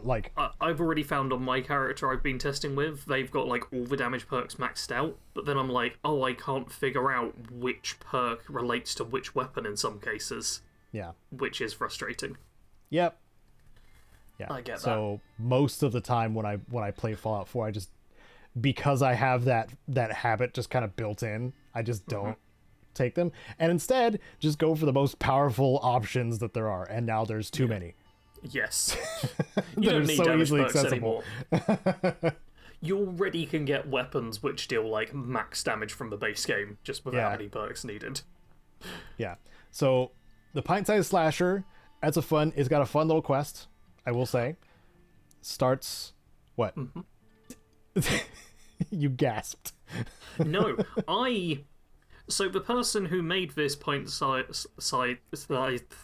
mob, as I can definitely pronounce, is Ottolino, who I think is the only mod author I have interacted with. So I went into this being like, oh man, I really feel like I have to enjoy this now. And the weird thing is, both of us watch a creator on YouTube called Victoria Spongecake. And I think Ottolino's actually friends with her and stuff. Possibly. Maybe. I don't really know. But this creator, Victoria, she has not played, like, the Fallout games. So sometimes Ottolino will try and get her to play Fallout games. And if I'm there as well, if it's a live stream or something, then I'll join in as well. And it just felt very weird to be playing a creation by someone who I have interacted with. Only a little bit. Like, we're not friends or anything like that. We don't message or anything. But it still just felt weird. Especially as someone who really doesn't get in with the mod community or anything. It just felt odd. So, I'm glad you enjoyed it. I enjoyed it too. I only have one very annoying problem, which is you have to read a note at one point towards the start of a quest. And mine seemed to be, like, on the floor or something. And was almost invisible to find. Oh, yeah. I know exactly what you're talking about. There was... Because this is the one that sends you to Monsignor Plaza? Yes. I think that's the place. And there's a clue on the floor that blends in. Yeah. Which is annoying, because the other clues are like, you do have to search around a little bit, but you can find them. There's like a trio of clues. One of them is like a little broken display case, and it like is like, oh, activate display case. And I'm like, oh, that's neat. You can notice it's been pinched, whatever. Yeah. But this note on the floor is just... The one on the floor is a train token. A train token, that's what it is. Thank you, non-note. Yep. Yeah, it's... I hated that. Yeah, so that was frustrating for me too, I will say. Not as much as the Cyberdog one, which I need to mention really quick. Yep. Guess who helped me figure out the quest when I searched for it? Was it James Marston this time? It was the gamer. The gamer, oh my god. It was Ben Jesse of the gamer. Thank you so much. Well done, Ben Jesse. That's wild. Okay. Yeah. So beyond that, the Pint-Sized Slasher one I found to be pretty fun, and also a nice little surprise at the end when you went and found the stash and the note. I don't want to spoil it, but no, I think we can avoid spoilers. But yeah, if it wasn't for that one token, I think I would just be positive about this quest. But that one token is very frustrating, and it feels a bit annoying how, like, I can speak positively about the entire rest of the quest, but this one stupid token on the floor. Yeah. I did really appreciate that the outfit for that had, like, a interesting effect to it as well. Like, the knife itself is just the assassin's effect, does more damage against humans, which, I mean, fits thematically. Yep. But the outfit, I can't remember exactly the effect, but I think you get, like, more movement speed after killing something. Or something like that. I'm gonna Google now. Down that. Yep. Gonna have to check it. Yes, here we go. The unique Little Menaces legendary effect, which increases strength by 1, decreases perception by 1, reduces detection from moving, and makes the wearer move 15% faster. Okay, so there wasn't the killing thing moved in, but an increased strength and a decrease to perception, that's like a nice little balance thing. I like that, how it very much pushes you towards playing a certain way. Yeah. But making you stealthier and faster, it does mean you basically just sneak around with this knife and stab everything, and I like that it very much works into the playstyle, and you that's just nice. The Pint-Sized Slasher. Yeah. Which makes sense. Yes, and it also accepts Ballistic Weave. It does. Yeah, so I did that the other day. Reasonably tough. Yep. Because otherwise I don't think it gives you resistances, so that's fairly good to have. You can make it real weird and start putting these weird outfits on your settlers for them to survive longer. Oh god, you can, yeah. Oh, so creepy. Yeah. The knife as well has a radioactive option, which seems bad, but also fun. Like, you can mod it to be, like, sharp and serrated or radioactive. Like, radiation damage is not good in Fallout 4. It's good against humans. Kind of, yeah, but also you can just kill them. Yeah. Like, this is kind of my problem with radiation damage in Fallout 4. Either it doesn't help at all, because a lot of enemies are just immune to radiation, or it does help, but you just kill them normally anyway. And I'm like, I feel like it never is good enough to I don't know, really justify its It inclusion. is why I liked using Ultimatum, because it's a great human assassin tool. Yeah, I mean, Because if there's legendary humans... Yes. Okay, that's fair. Mm-hmm. Yeah, because then it caps out their health bar, which regenerates fully anyway. Yes. So that is nice. However, are there enemies in Fallout 4 who regenerate from taking radiation damage? Yes. Yeah. So we can still take their arms and legs off. You can still take their arms and legs off, but in my opinion, Ultimatum, which is a classic 10mm pistol that also does 50 points of radiation damage, arguably isn't as good overall as a weapon as just a basic classic 10mm That's why it does pistol. more damage than the standard 10mm. It's to factor No, in. it does more damage than the standard 10mm, I'm just but kidding. not the classic 10mm. I was kidding.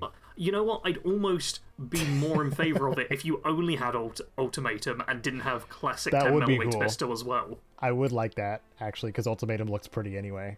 Yeah, it's a very nice looking weapon. Yeah. Actual unique. Yes. Yeah. Yeah. Got There's a couple of them. Unique skin to it. There are. Yeah. Which was nice.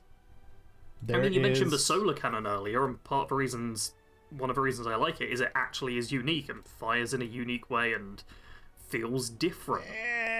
Well, What? we're going to get into that in a second. Oh.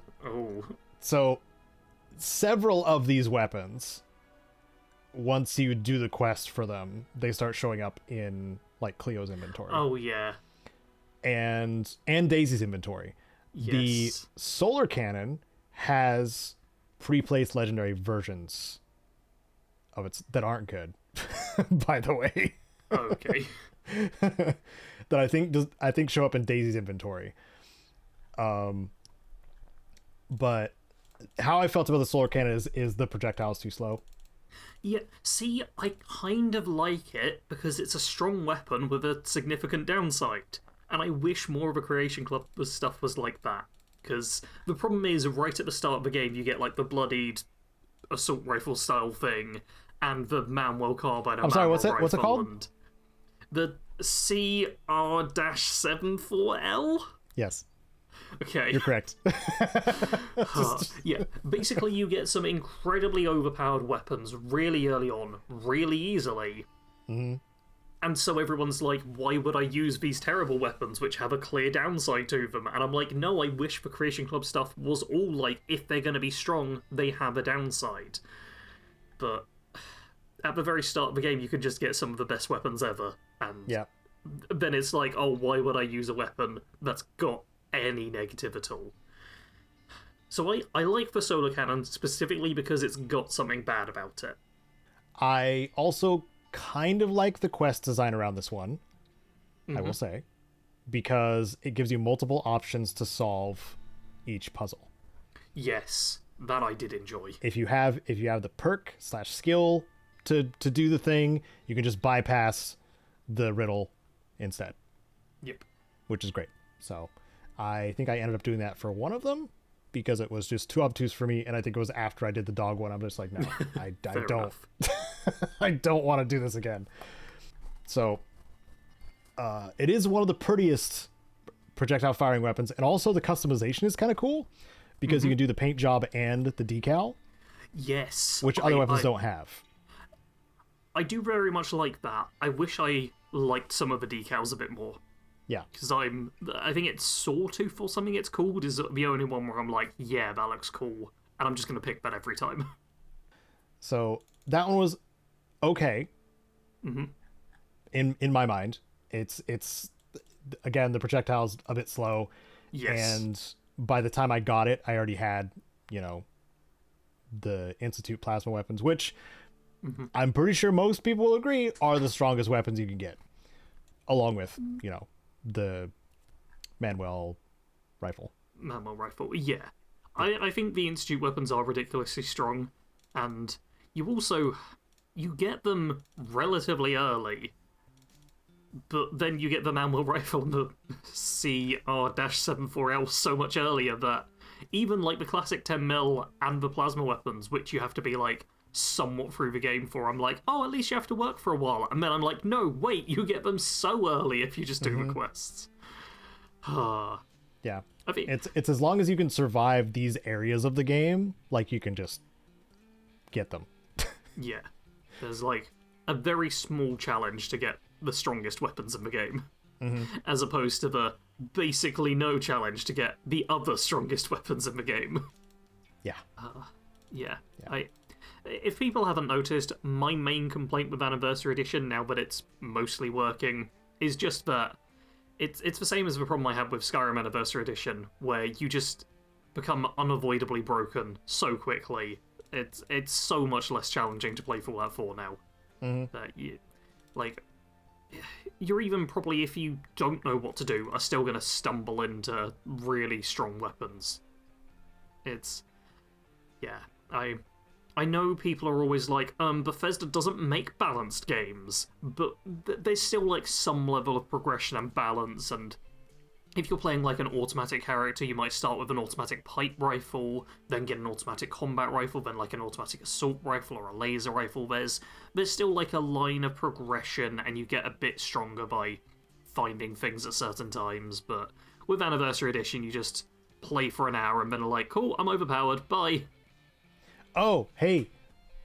Speaking of overpowered, actually not really. The Morgan used spacesuit. I think it's really hilarious, actually, that it doubles as a radiation suit when you can totally die from radiation in Prey. Oh, that is quite funny. That is actually quite funny, yeah. I just think it's really funny and ironic, but yeah, it makes sense that that's the way they went in this game. But when I thought about it again, going through the footage, I was like, that's great. Yeah, I get it. I almost feel like maybe it would make more sense if it's a suit that lets you breathe underwater, but then everyone would just hate that. So, I understand why they just went with going underwater suit. in Fallout 4 is always annoying because of the stupid blurry filter that you can't turn off with console commands. What are you doing, Bethesda? Bethesda Y, coming to a channel near you someday. So solar cannon. Then we have the Quake Thunderbolt. Yeah, that one I tried the mod, which makes it really powerful, but also breaks the weapon when it's raining. And that I was a bit disappointed by the effect of it. Because, have you seen what it does? Oh, no. Unfortunately, it was raining for me when I did it, and basically you shoot an enemy, it still does the damage, but it then unequips the weapon, and you just lose the fusion cells that you had stored in it.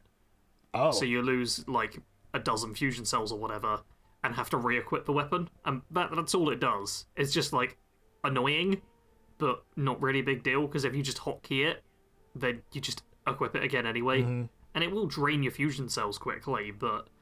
yeah, I was a bit disappointed by that, because it sounded like a really cool downside and a very niche one, but in the end was just kind of like, oh, it's not a big deal at all.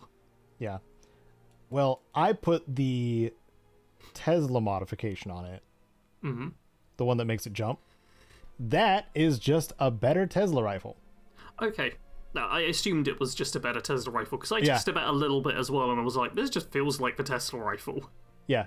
It's just a better Tesla rifle if you do it that way, because there's no reload animation on this gun. Yeah, which I wasn't a huge fan of. A couple of guns do that in the creations. The Tesla cannon. Weird. Tesla weapons. Yeah, I've seen a lot of people online complaining about the Tesla cannon not having a reload animation. Like I found out that settlers can just pick it up and use it too, even though it's a fusion core weapon. Which is really funny. Because they just yanked it out of my weapon storage. You're like, hey guys, and then just blast everything with lightning. Yeah. Yep. Thunder thing Where's it? Where'd it go? Thunderbolt. Thunderbolt was okay. Yeah. Mm-hmm. That was okay. I liked using that one a little bit. Yeah. And what weapon are we missing? I mean, there's one. Multiple weapons. I'm trying. Did you get the BFG? Yeah, I did, but I've not really used it. Did you get shot by the BFG? No. Oh. Wait. No, I just killed the guy. For a second, I was confusing it with the Doom armor, and I was like, but the guy's dead. And no, you get them separately. Yeah, you do. They're very far from each other, in fact. Yeah. Mm-hmm. Like, practically opposite sides of the map. It's wild. But, yeah, no, I haven't really used the BFG much. The damage numbers on it don't look good. But I assume it's ridiculously powerful. It is. Yeah, and I think it is one of the ones that is modified by Demolition Expert. Yeah. At some point, I'm going to have to do, like, a Doom Guy build. And the explosion radius is huge. Mm. It doesn't work in VATS. Oh, okay. I will say. It does not work in VATS, because for whatever reason, it gives you a charge, but I don't know if that charge actually does anything or not. Mm. But it charges like the I told you I'm gonna do it. I'm doing it. Gauss Not rifle? thinking it Gauss rifle. Yes, it charges up like the Gauss rifle. Okay. That makes a bit more sense. So maybe its full damage is tied to that. Yeah. I will also say I quite enjoy the prototype Gauss rifle because it's like crank activated.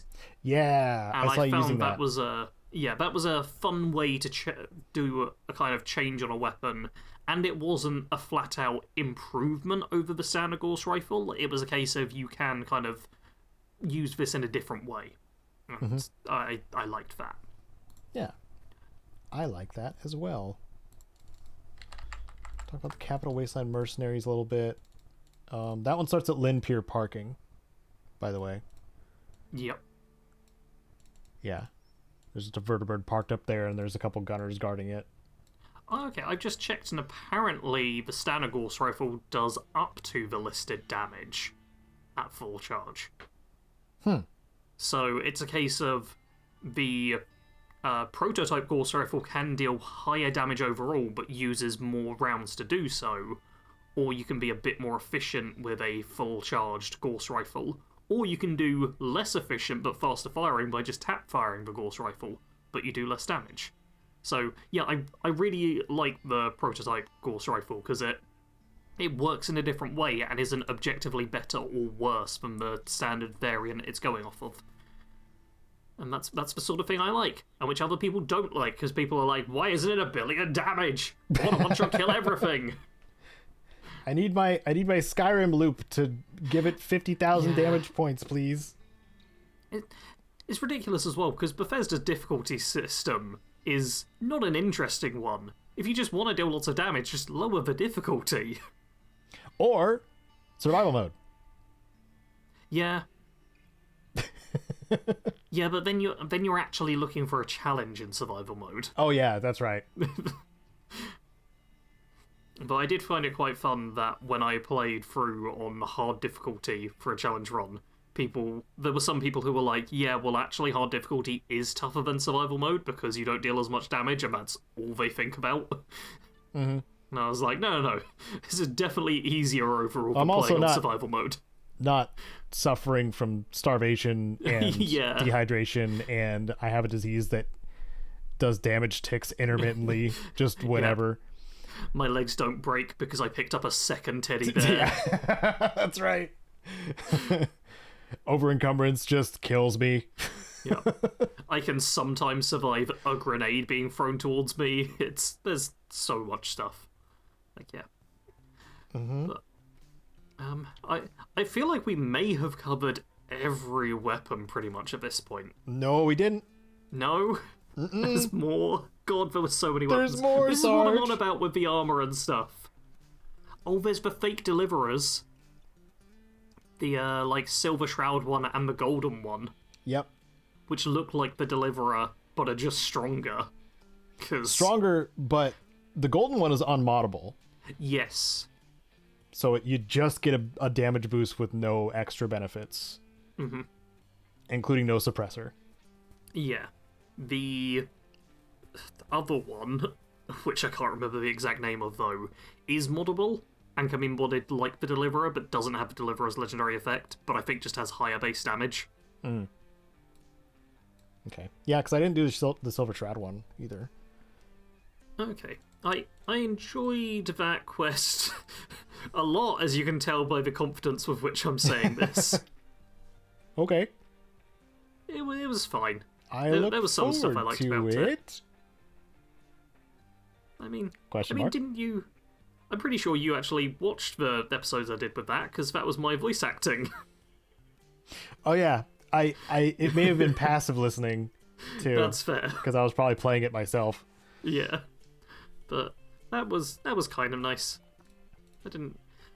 Honestly, a lot of the different quests, I'm like, oh yeah, that was kind of nice. Like, I've not really been blown away by the quests or anything. It's generally like, oh yeah, that was fine. And I understand a lot of that comes down to the limitations with building creations. It's not like you get full customization over what you do. You're often relying on, like, holotapes and notes to give you story. And... Because you're in the confines of the already existing game. Yeah. Too. And you can't throw in voice acting and stuff, typically. You can't just create new mechanics out of nowhere. Like, you have to use pre-existing things. Mm-hmm. Yeah, what you said, voice acting. Yeah. No, I've been comparing a lot of the notes written by Bethesda staff and stuff to the Creation Club stuff, and I feel very vindicated in my views of Creation Club notes are too long. Because the Bethesda ones, will be 2 sentences, and it gets the entire point across what they're going for, and then a Creation Club one will be 2 pages, and it tells you almost nothing, but it's just someone talking in depth about how they wanted to go to a location. And there's the concept of notes. Yeah. Mm-hmm. In a note. Yes, it is. It's so stupid. One of them, I think it's for the Sea Scavengers quest maybe, is a mercenary talking about how he's never written notes and doesn't leave notes or something, and then leaves 20 notes for you to read through. I wanted to talk to you about this quest because it's it almost feels like equal parts of good and bad. Yeah. I'm with you there.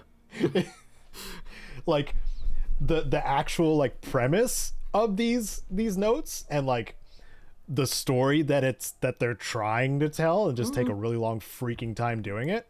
Yep. Is cool. Yeah. But it's a lot of notes. Yeah. It's a lot of words. The game as well sends you back and forth to a couple of different terminals and holotapes, and each of them has 6 entries, I want to say, and every note is 2 or 3 pages, something ridiculous. There's a lot. Yeah. Yeah. But so we ran into a lot of issues with Sea Scavengers 1, but it is a cool way to put in the Ghost People armor. Yeah. Because that's what it is. Ghost People from Fallout New Vegas. Dead Money. Yeah. My favorite expansion in that game. Fair. And also gives a reason. These were prototype firefighting outfits. Yes. Or prototype chemical protection or fire protection outfits, environmental outfits that were, of course, in Fallout fashion, injecting chemicals into their users for performance sake, performance enhancing drugs to get them in and out of collapsed buildings to save people. But they weren't meant to be worn for an extended period of time, which is why things happened the way they happened. So, but I won't say any more than that because some of the inner detail stuff is kind of cool. Yeah. On that quest, I do want to mention the 12.7mm submachine gun. Yes, that's Clementine, right? Clementine's the unique variant you get at the end, and it has a slightly different effect, which is bonus damage against wasteland creatures. Yes. Which I thought, that's cool. I like that. That's a fun effect. But I have, like, two major complaints about the weapon type. The first is 12.7mm ammo. You don't seem to run across it. You basically have to buy it, or just accept using the stuff you get from the quest. Yep. Which is a bit annoying, because it makes it a very difficult weapon to actually use. But the second problem I have is this weapon is listed as a submachine gun. By default, it is semi-automatic, not automatic. Yep. And that just bugs me. It bugs Why does that bug you, way Sarge? more than it should do. Because why does it bug you? It's a submachine gun. It's supposed to be semi-auto, right? No, literally, the only weapon which is default commando, like no matter what, is the submachine gun in the base game. And then they added in another weapon, which is referred to as a submachine gun, and it is default covered by riflemen. And that's difficult to tell as well, because it's a one-handed weapon. So I was like, oh, it's going to be gunslinger if it's not covered by commando. No, it's another rifle, technically. Sounds like somebody messed up in the creation kit. Yeah, it's very frustrating. You can also mod it to make it a 10mm weapon. So then it's and a 10mm rifle that's automatic, yeah. Yeah. But, yeah, that... it's frustrating. I want to be able to like that weapon, but just those two problems combined are very annoying for me. I also had someone in my comments point out that 12.7mm apparently is, like, normally shotgun-style rounds. And apparently it should be more like that, but I don't know enough about ammo types to really discuss that in depth. But someone else had another complaint about it, which was different from my ones. Mm-hmm. So do you set up an arcade in your camp, or in your settlement, and play all the arcade games and not do anything else? I set up an arcade, and then I did the settlement defense quests instead. There was a lot of stuff there. There's a lot of stuff for workshop building now. Yeah. And, you know, there's donut making, which can be pretty overpowered. The start of that quest is actually at the Slocum's Joe HQ, I found out. Yes, I did that one the other day. But all the Slocum's Joe locations seem to now have the donut fryers and the espresso machines, or coffee machines. Mm-hmm. Which is cool. Means if you go into Lexington, you can just get one quite easy. Yes. Because all the ingredients seem to be there too. Yeah, you get a good number of different ingredients. And, like, the stuff you can create from those ranges from, why would I waste a Nuka-Cola Quantum on this, to, oh my god, this might be the most powerful aid item in the game. Yeah. Like, one of the donuts doubles your sneak attack damage, and that goes on top of any other multipliers you have. That's just wild. Yeah, so it's the Dark Brotherhood gloves as a donut. Yes. It literally is. It's so funny. Yeah, the donuts can be pretty strong aid items. I do appreciate that they're a little bit difficult to make, and you can't just spam them out infinitely. And you have to get, like, I think, is it Razor Grain and Sugar Bombs or something to make the donut mix? I think so. Yeah, it's very much something where you're like, oh, I'll have to go out of my way to get this, and then you can start making more of them. So I think that's actually reasonably well balanced. Unless, to some degree. Well, I don't know if is it Wasteland Workshop? Or whichever one gave you the factory pieces for manufacturing. Oh, if you can build sugar bombs. Might be able to make sugar bombs that way. I am gonna check. Okay. Sugar bombs. Oh, they contain 100% of the recommended daily amount of sugar. That's good. Yes, you can craft them with corn, plastic, and razor grain. Makes you... this is interesting. If you're playing in survival mode, you get sugar bombs. If you're playing outside of survival mode, you get pre-war sugar bombs. Oh. And the pre-war sugar bombs won't work. I assume not. So yeah, if you're playing in survival items. mode, then you can do it. Okay, that's interesting. Yeah, because the pre-war version you find in Vault 81, Vault 114, and by turning in overdue books seems to be the main way. Okay. Yeah, that is interesting. Yeah, the Yeah. pre-war ones only give you hit points, whereas the regular ones is half the hit points and some rads. Yum. So that is quite interesting. It actually means that, yeah, you could craft a bunch more of them, but only if you're in survival mode. So, I don't know why that's different. That's very weird. Still, that means you need a lot of stuff to still make them, so... I like that. Yep. Yeah. Take some extra effort to build something powerful. Yeah, that's the sort of balance I like. I don't mind if there's sense to me. overpowered things as long as they're difficult to get my hands on. Yeah. Well, we haven't talked about something that's the opposite of that. The Which Captain is- Cosmos stuff. Man, I was literally just thinking about Captain Cosmos. That's like the last thing I can think of where Yeah. we should probably mention that. Yeah. This is another one where I really struggled to start the quest. Really? Yeah, you need to go to the back of Super Duper Mart, and it tells you that, but what you're looking for is one tiny little green footlocker container thing that's up on a flatbed truck sort of deal. And I just did not notice it. I just didn't spot it. I was looking around constantly. I was staring at the ground, thinking it'd be like another one of those token situations. Oh. I was looking at all the walls, being like, there's got to be a note here or something. And I think my brain just didn't click that it would be starting in a container. So that was really difficult for me to find. Yeah. I could give a hint too. The truck that it's in the back of says Hubris Comics. Ah, okay, that I didn't notice at all. Yeah.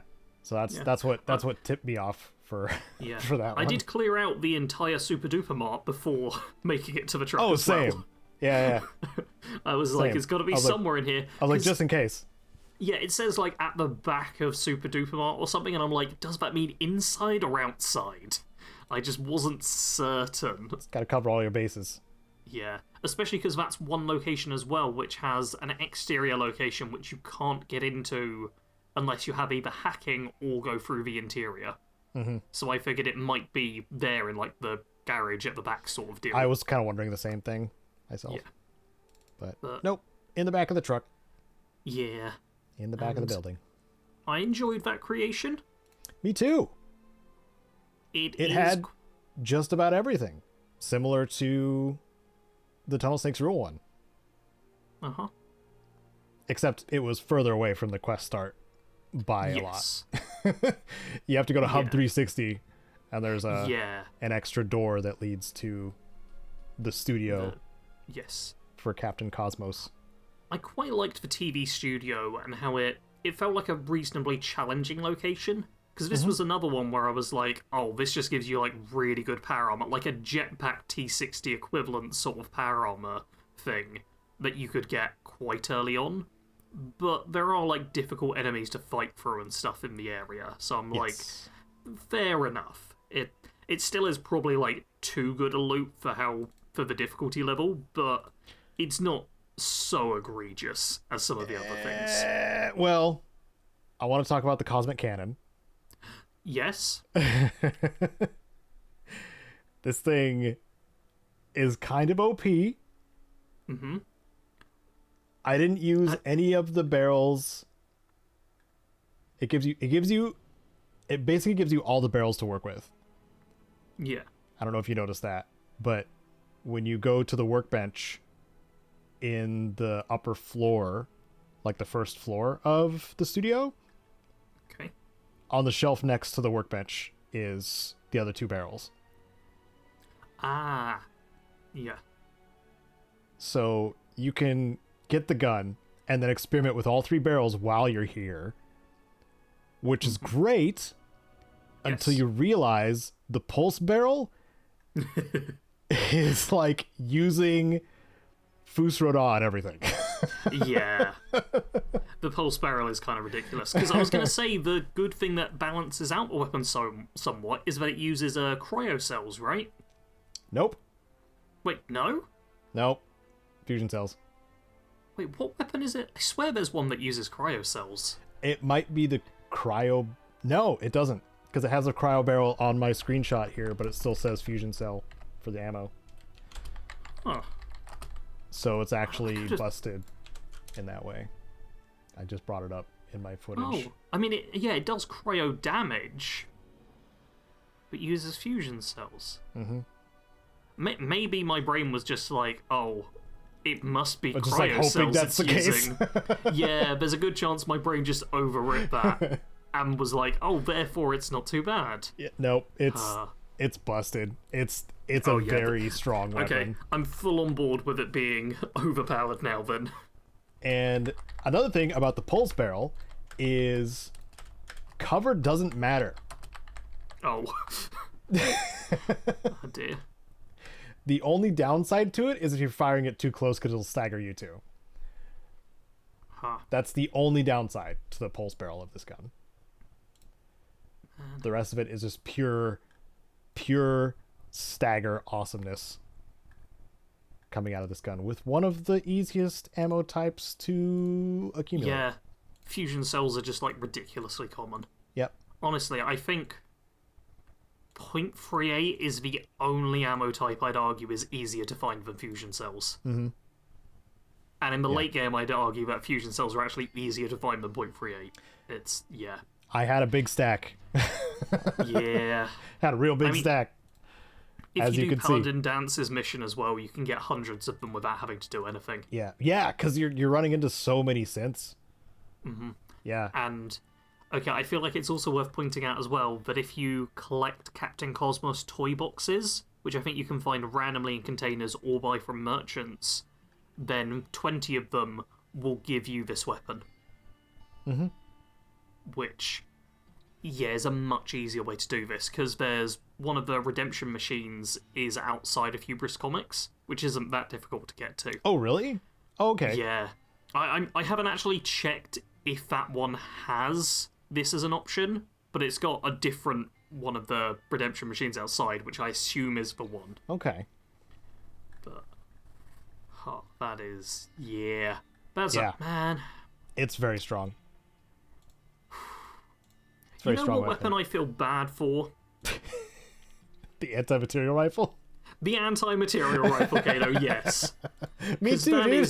That's a 50 caliber sniper rifle, which is better than the base game sniper rifle that with 50 cal mods by about 10% or so. Like, it's clearly a superior version. But I've seen people talking about how it's the most underpowered weapon in Anniversary Edition and that it sucks and stuff.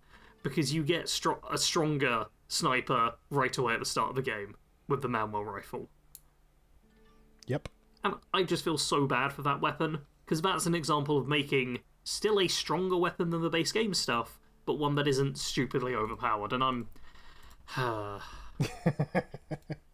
just feel bad for it, you know? Yeah. Poor anti-material rifle. Before we go too far away from the Captain Cosmos stuff, it's not just the gun, by the way. Mm-hmm. We already mentioned the power armor. There's 2 sets of this power armor. Yeah. In that studio. Why? I don't know. I don't know, Sarge. Mm-hmm. I put one on my Sentinel and one on myself. Maybe that's why. I don't know. It's not like my Sentinel uses its jetpack at all, but alright. You have one now. I do appreciate that you can paint the Captain Cosmos armor differently. Yes. I put Hot Rod Flames on mine.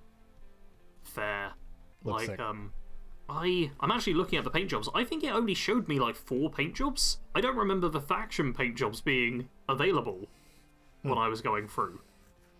I had like Tesla, Arcjet, Repcon, Chrome, and Enclave, but I don't remember the faction ones. That could be me just misremembering again.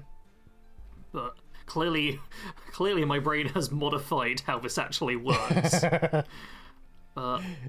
Yeah, I do like the look of some of these, and I kind of want to do maybe like a chrome paint job alien character with this set, because that just seems like it could be fun.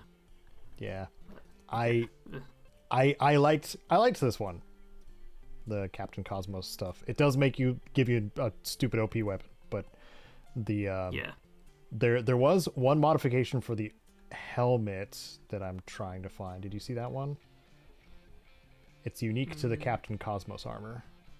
I know one unique thing about the Captain Cosmos armor, which is the jetpack is actually an improved version that also gives you slightly better action point refresh rate. Oh, I don't know why, but I didn't notice that. Not only do you get a jetpack right away, which normally requires like Science 4 Armorer 4, but you also just have it be better in general. Oh, nice. Because why not? What's the headpiece mod that you're on about? Puts a cowboy hat on it. Oh yeah. Yes, because it requires Gunslinger, doesn't it? But I couldn't put it on because I didn't have Gunslinger. Yep. Yeah, because I was going to do that with the Alien one No, I was going to do that with the standard Captain Cosmos one. So it makes you a space cowboy. Because you can mod the rifle to be a pistol, I believe, as well. Yeah. Yeah. Yeah, I thought that was a nice touch. I can't believe I forgot about the cowboy hat. Yeah, all those southern accents you did, Sarge, that were so premium. So perfect. Yeah. So I did a video where I did a whole bunch of accents for all the notes and stuff, and did different voices. And someone pointed out in the comments of that as well, that Fallout 4 takes place in Boston, and was like, "Hey Sarge, do you know what a Boston accent's like?" And I know a Boston accent. I could probably do a bad Boston accent, but I forgot that Fallout 4 took place in Boston when I was coming up with different accents for everyone. And I was like, Southern US accent, that makes sense. I think it was still pretty great. Thanks. I enjoyed every bit. I did throw my voice out when I had to change one character who turns into a ghoul while writing notes. So I changed my voice as I was doing it and started doing it all like this. Yeah, and I was like, no, that's... I took like a 5-minute break just so I could talk again after. Yeah, so that's one of the ones I was going through because I still needed to put together my actual list. And tonight, I mean, after getting back, tonight was like actually labeling the footage so I know what the frick I'm clicking on. Fair. Because that's one of the important parts of recording a whole bunch of just random crap. Yeah. I mean, creations. Like I had some of the dog ones too, which are effectively useless. Like they're just... I'm sorry, Sarge. They're just dogs that you put in your camp. Yeah. No, and I'm on board there. with that. Yeah. There's like 13 dogs, and they're pointless. Especially because you also get the transdogrifier, so you can just get dog meat and make dog meat look like any of those dogs as well. Yeah. Yep. It's... Yeah. Yeah. You can find them out in the wild. They're free XP. They are free XP. Wait, is it a quest, an actual quest for them? A quest that triggers and completes when you pet the dog. Oh my god, Yes. Caedo. What? My challenge run is to complete like 10 anniversary edition quests. Oh, well then that's easy. I haven't actually found any of the dogs because I think I found them like before anniversary edition because I had like 1 or 2 of them that I picked up for free before, and I didn't realize that. Yeah, okay, I'm definitely going to complete this run probably quicker than I thought I was. Let me count for you how many of these. Whoops, that. What did I do? Oh no. As Caedo just deleted his entire I've labeled recording. all the dog ones. So Oh wow. there's Border Collie. Whoops, hold on. I believe there's 12. Border Collie, Standard dogs? Boxer, Chocolate Lab, Dalmatian, Golden Retriever, Great Dane, Husky, Pit Bull, Rottweiler, Shiba Inu, Yellow Lab, and that's it. Okay, that's 11. That's 11 different dogs. You just, I'm pretty sure you're gonna one make of it a them is playthrough like just to find at all the start of dogs. the game. I mean, that's probably going to be a fair bit of this, because why not? Yeah, I find that a lot of the Creation Club quests are either very quick and easy to get through, or they tell you to go to Quincy or Gunners Plaza. It's That's like true. one or the other.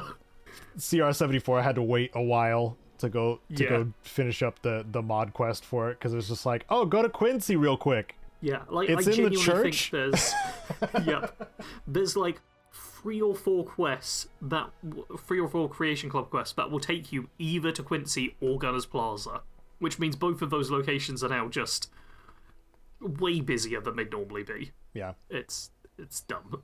Yep. So you did the Holiday Workshop pack one? That's how you got the Santa thing? Yes, I did. That was a quite quick and easy one overall. Okay. It's like one little fight you do, and it was nice. It was very much the kind of thing I'd want from a small creation. The one point of annoyance I have is that there's a Santa costume and a sexy Santa costume. Right. Both of them have the same effects of increasing your endurance. And I'm like, no, why isn't the sexy Santa costume charisma? That would make so much sense. Especially seeing as they went through the difficulty of making them separate things that look different, but then kept the effects the same. Huh. Yeah. Is Ballistic Weave compatible for the outfit, though? Not the hat, once again. Ah. Seriously, none of the hats are Ballistic Weave compatible, and it's so dumb. Yeah. And I completed the Railroad one, whereas Sarge, his bugged out a bajillion times, so... Yes. Apparently ours bugged out in almost the exact same way, but Caedo was able to get it working. I was able to complete it. Because Yeah. I was, like, checkpointing my saves, because as soon as that dialogue jacked up in the first... In the third rail, when you're like, oh, sign, countersign, we're railroad people, bleh. And they get interrupted by somebody walking up to you because I didn't even make it to sign countersign. that's a quest location. The person I need to talk to in that just gave me generic settler dialogue. No, she did. I had to keep spamming to do it. Yeah. Yeah. She never stopped giving me the generic stuff. Oh, okay. Yeah. I got to the point where she was just going, yes, yes, yes, yes, yes, and that's all I got. Yeah. So one of the armors in that one, like all of those are Ballistic Weave compatible. I think some of them come with headwear, but I didn't check There is those. a hat that I was able to get in the first part, but that wasn't Ballistic Weave compatible. If there's another hat you get later on, maybe we'll get a Ballistic Weave one there, but it bugged me that not everything in that creation was Ballistic Weave compatible, when some of it was, so they clearly thought about it, and it's railroad specific. The entire thing is just here's railroad outfits, and we didn't make them all Ballistic Weave compatible. I'm just like, come on. Yeah. You had one job. Yeah, I will say they all seem to count as Under Armour, and there's 3 of them that are legendary by the time you finish it. Oh man. I was able to get one legendary, I believe. At least I think it's 3. But there's one that has plus 10% movement speed, so of course I used that one. Yeah, that looks great. Always loved that one. And yeah, Ballistic Weave that one up. One thing that did happen was they were flagged as quest items, Yes. and you can't get rid of them Yep. even after the quest. That's right. My inventory on my, testing character just has them no matter what now. Yeah. It's very annoying. So Yeah. that's it was buggy all the way through, but Yeah. I was able to get the rewards, and I still like one of them. So Yeah. I don't know. Mileage may vary for that one for sure, though. Yeah. My other buggy quest, which I wasn't able to finish, was the Armored Brahmin. I never did that one. I found the Brahmin, I released it, I got to the point where it was like, perfect, you've got the Brahmin, you can name it, you can do all of that stuff. The naming is just random, which feels a bit odd, but I then got to a point of where it was like, yep, now just send the Brahmin to a settlement. And I couldn't do it. It just didn't allow me to. Huh. So I was like, cool, there's just an armored Brahmin walking around this part of the map now. Fine. But yeah, that one bugged out on me as well. And I have once again started having more performance issues in the past few days when playing it, Yeah. which is not fun. There's been several spots where I've scoped in, or ADS'd. Yeah, aim down sight, yeah. Aim down sights, and the frame rate drops to about half. Yeah. I've noticed especially when I'm in wooded areas, seems to be a big thing. Like the other day I tried to aim at a bloatfly and I just couldn't get a reliable shot at it because it was just chugging along. It was very frustrating. Yep. Yep. But hey, our opinion of Anniversary Edition is mixed at this point. Very mixed. Super mixed. It's probably not worth your money, Yep. Nope. but it has some positives. Yeah. That $20, hey, it's still Black Friday, Cyber Monday time. Yeah. You could probably go on Steam or any other game store front and get a full game. Oh yeah, I mean, and enjoy last that. episode I played the game with Caedo where he had to guess if the game was more or less than Anniversary Edition. Now that everything's on sale, all of them will be less. So Yep. there's like 10 games there recommended to buy instead. Hold on, I'm going to check some prices real quick. Just real quick. Vermintide was also free? Hold on. Yeah, I saw Vermintide Is that going still for free. Is that still free right now? I don't know. Maybe. It's $1.50. It's 95% off. Oh. Oh man. Everyone now has to spend some amount of money on Darn. it. Terrible. Dang it. This is it's 10-ish anniversary edition upgrades. Dang. I can't do math. I'm probably wrong. No. Kenshi is $12. Yep. And while you're at it, get the original soundtrack too. Oh. Support the devs. And also the music is great if you like atmospheric stuff. There's probably some other... Oh, you can get Nier Automata for 12 quid at the moment. That's less than that. Oh, you'll be playing that for a while. Titanfall 2 will cost you about $5, and honestly, just for the campaign, I'd say, yeah, that's worth it. You can get MechWarrior 5 Mercenaries for a tenner, and that's, like, really quite a lot of fun if you just want to stomp around in a big mech and be a mercenary. Dark Souls Remastered is about $20 right now, and that's pretty good. Like, yeah, there's a lot of stuff you could get for the same price. Have you gotten The Witcher 3 Complete Edition yet? $10. How much does that cost? Ah, yeah. I also noticed Cyberpunk's like $20 or something right now. No, you can forget about Cyberpunk. It's fine. Oh, sorry, my bad. Yeah, lots of options. Yeah, there's plenty of other stuff you can do instead. And that 76 update is not far away. Yeah, like literally 2 days away. It'll be a day away when this goes up, I think. Or no? No, it's still 2 days away because we're recording day of. So yes, yeah. Because I celebrated the holiday for once. Oh, Caedo, do you want to talk about your holiday celebrations now that we're on the What Have I Done part? Let's find out what have I done? A lot of things happened this week, and I think the majority of them were good. I did have to drive on the freeway through the Black Friday rush. Oh yeah. So, I mean, rush is not the correct word. It's more of like crawl. It was a Black Friday crawl on the freeway because it took about 2 hours on a trip that should have taken one. So there was that. I got to celebrate Thanksgiving with some good friends. The church I go to, they asked me, what are you doing for Thanksgiving? Like a few weeks ago. And I was like, I have no plans. And they were like, you're coming to our house. It wasn't even an invitation. No. You're coming to our house. And then let me know, like I was on chip duty, which is very easy. Just, bring chips. And we didn't even use them. So I have chips again at my place that I don't. It's like standard Ruffles, not really my favorite. So I'll find some way to use them. But good time feasting, meeting, people I hadn't seen before, and also, people in the community that I like to hang out with already, kind of thing. We played board games, we feasted, nice. We, BS'd a lot. Got to know the dad of the hosts, and he was hilarious. Excellent. Love hanging out with a funny grandpa, let me tell you. So there was that. Obviously, we discussed it a lot. I was playing Fallout 4, getting the hang of that.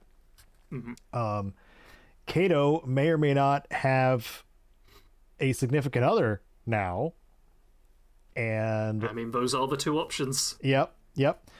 So Thursday was Thanksgiving. We did that. But then significant other came back from Boston, visiting family in Boston. Mm-hmm. Got picked up at the airport, and then I went with her to some other places. I don't want to dox anyone right now. No. To some other places to hang out with her and her family for Black Friday, basically. Yeah. And some other reasons, but we're going to go with that. And I got to watch pasta be handmade while I was drinking wine with everyone. I love adult parties, dude. I love parties where people Caedo, I are... can't believe you just said I love adult parties. I love adult parties where people are mature and not getting wasted, okay? Not that kind of adult party, Sarge. Come on now. I love mature adult parties. I didn't say X-rated parties. I said... No, I'm making it worse. Yeah. I'm sorry, you're never gonna shake that idea from my brain. Straight in the gutter with you. Yep. Anyway, so I had a good time. I'm just like, as soon as we started the call, I mentioned to Sarge how tapped out I am socially. But talking to Sarge is just fine because he's a chill dude, and I appreciate that. But like, groups of people, I don't know, man. That's a lot of people within 2 days that I got to know and learn their names and remembered their names. Oh man. Oh god. Yeah. Sources of anxiety much? I still don't know the last name of half of my sister's friend group who I've known for years now and been friends with and played D&D with regularly and stuff like that. It's... Yeah, learning names. That's a tough one, man. Mm-hmm. Yeah. So did that, and also off and on with the Union, I've been playing Enshrouded, which is a survival game with a really cool modular building system. Which will be some of the B-roll in this section, I think. So you'll be able to see some of that. Well, probably some of me dying. Yeah. I mean, I did see the B-roll for last episode, which was all Fallout 4 Anniversary Edition, and there was a lot of Caedo dying in that one. There probably was too, yeah. Yeah. I think you stepped on like 3 mines in that video, which was impressive for 2 hours of footage. It was too far back now to remember like which deaths this was. Because there were a lot of them, you're right. Yeah. But my character's name in Enshrouded is Creaky Granddad. Yep. Which I thought was pretty clever because that fits. I made him an old man who wields a greatsword. So that's fun. Nice. So what, Sarge, your holiday was quite different from me. In fact, it wasn't really a holiday because you live in a different country. Days. Yep. I just had some normal days over here. So work-wise, Fallout 4 has been the main thing. Over the past 2 weeks or so, I've made 4 different Fallout 4 builds in Anniversary Edition, 1 for each major faction in the game. So that was fun, and people did seem to very much appreciate them. And I've got a whole bunch more builds planned, but I'm going to slow it down a little bit, because I don't want to burn myself out on the Fallout 4 builds too quickly. However, on the second channel, Bad Company Gaming, I have started up a Creation Club items only challenge run, where I'm only allowed to equip and use weapons and armor from the Creation Club, or that have Creation Club paint jobs put onto them. And that's mostly because of the whole armor thing, because I just wish there was more armor, like proper armor added in. Mm-hmm. But I've been having fun with that, and a lot of people have ended up watching it, and it's been surprisingly popular. Though a lot of people complaining about dog meat in that, which I'm sure Caedo appreciates. Yay! But I've had to point out to a couple of people that dog meat is not a weapon or armor piece. Hence, he is fine for me to take on the challenge run rules. But yeah, a lot of Fallout 4. In a little bit of free time, I've progressed a bit in the Outer Worlds 2. Got like a good 4 or 5 more hours of it played this week. I'm having to accept that I'm not going to finish that game this year. I just don't have the time, unfortunately. And while I am enjoying it, I also don't want to rush through, because it is a very kind of story, narrative-heavy game, and Obsidian does that stuff quite well, and I want to actually give it the attention it deserves, rather than trying to sprint through the game quickly so I can just get it over and done with. So I'm going to take my time with it, going to have fun with it, but I'll be dipping in and out of that as and when I have the time. One other thing what I did on Thursday, which was Thanksgiving, is I bullied a friend and my sister into playing Magic the Gathering. Because I saw photos. Yes, excellent, perfect. This friend group, like, sometimes they'll buy board games or talk about how they want to play D&D and stuff like that, and we're super into games, and then they never do. And I am not someone who, like, takes charge of a situation or bosses people around or stuff. I'm very much just like, I'll do whatever. So I've been trying to get more forceful into making people play games and stuff, because otherwise they just won't. So my sister's friend came round, and I got the two of them. Your sister's best friend? Yes, best friend. Best friend. I forced the two of them to sit down and play Magic the Gathering, and my sister technically has played before, but many years ago and does not remember how to, and the friend had not played at all. But I forced them to play. I built custom pre-made decks which were designed to be quite simple and beginner-friendly, and got them to play against each other. Quick question. Yes? Why is one of them blue? Because I made 5 decks, and there are 5 colours in Magic, and the sister's best friend chose blue right away, no hesitation. However, there is 1, maybe 2 counterspells in that entire deck. Okay. Yeah, I tried to fit them around the theme and how they normally play, but without making them horrible. Good. Like, the red deck as well isn't just a whole bunch of 1-cost creatures with haste, because I didn't want to make a red deck wins either. They are very much designed to be balanced against each other. Despite that, blue deck won, because the friend basically had the perfect draw for like 10 turns in a row, and just have things work out excellently. My sister, she was playing red deck, and started off with like a creature, and then I think 3 out of 5 of the strong creature cards that were in that entire deck were at the very bottom of the deck. And she just needed like a big creature at any point to have a chance of winning, and just they were all hidden away.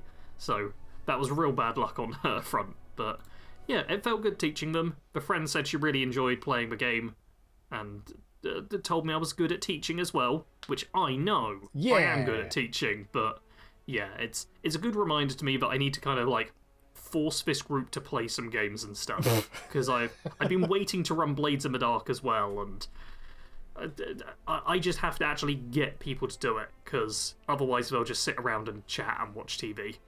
And I'm like, no, board games and stuff. I love them. Why aren't we playing them? And I need to be more confident. Yeah. Can you read out the screenshot of the message that you just sent?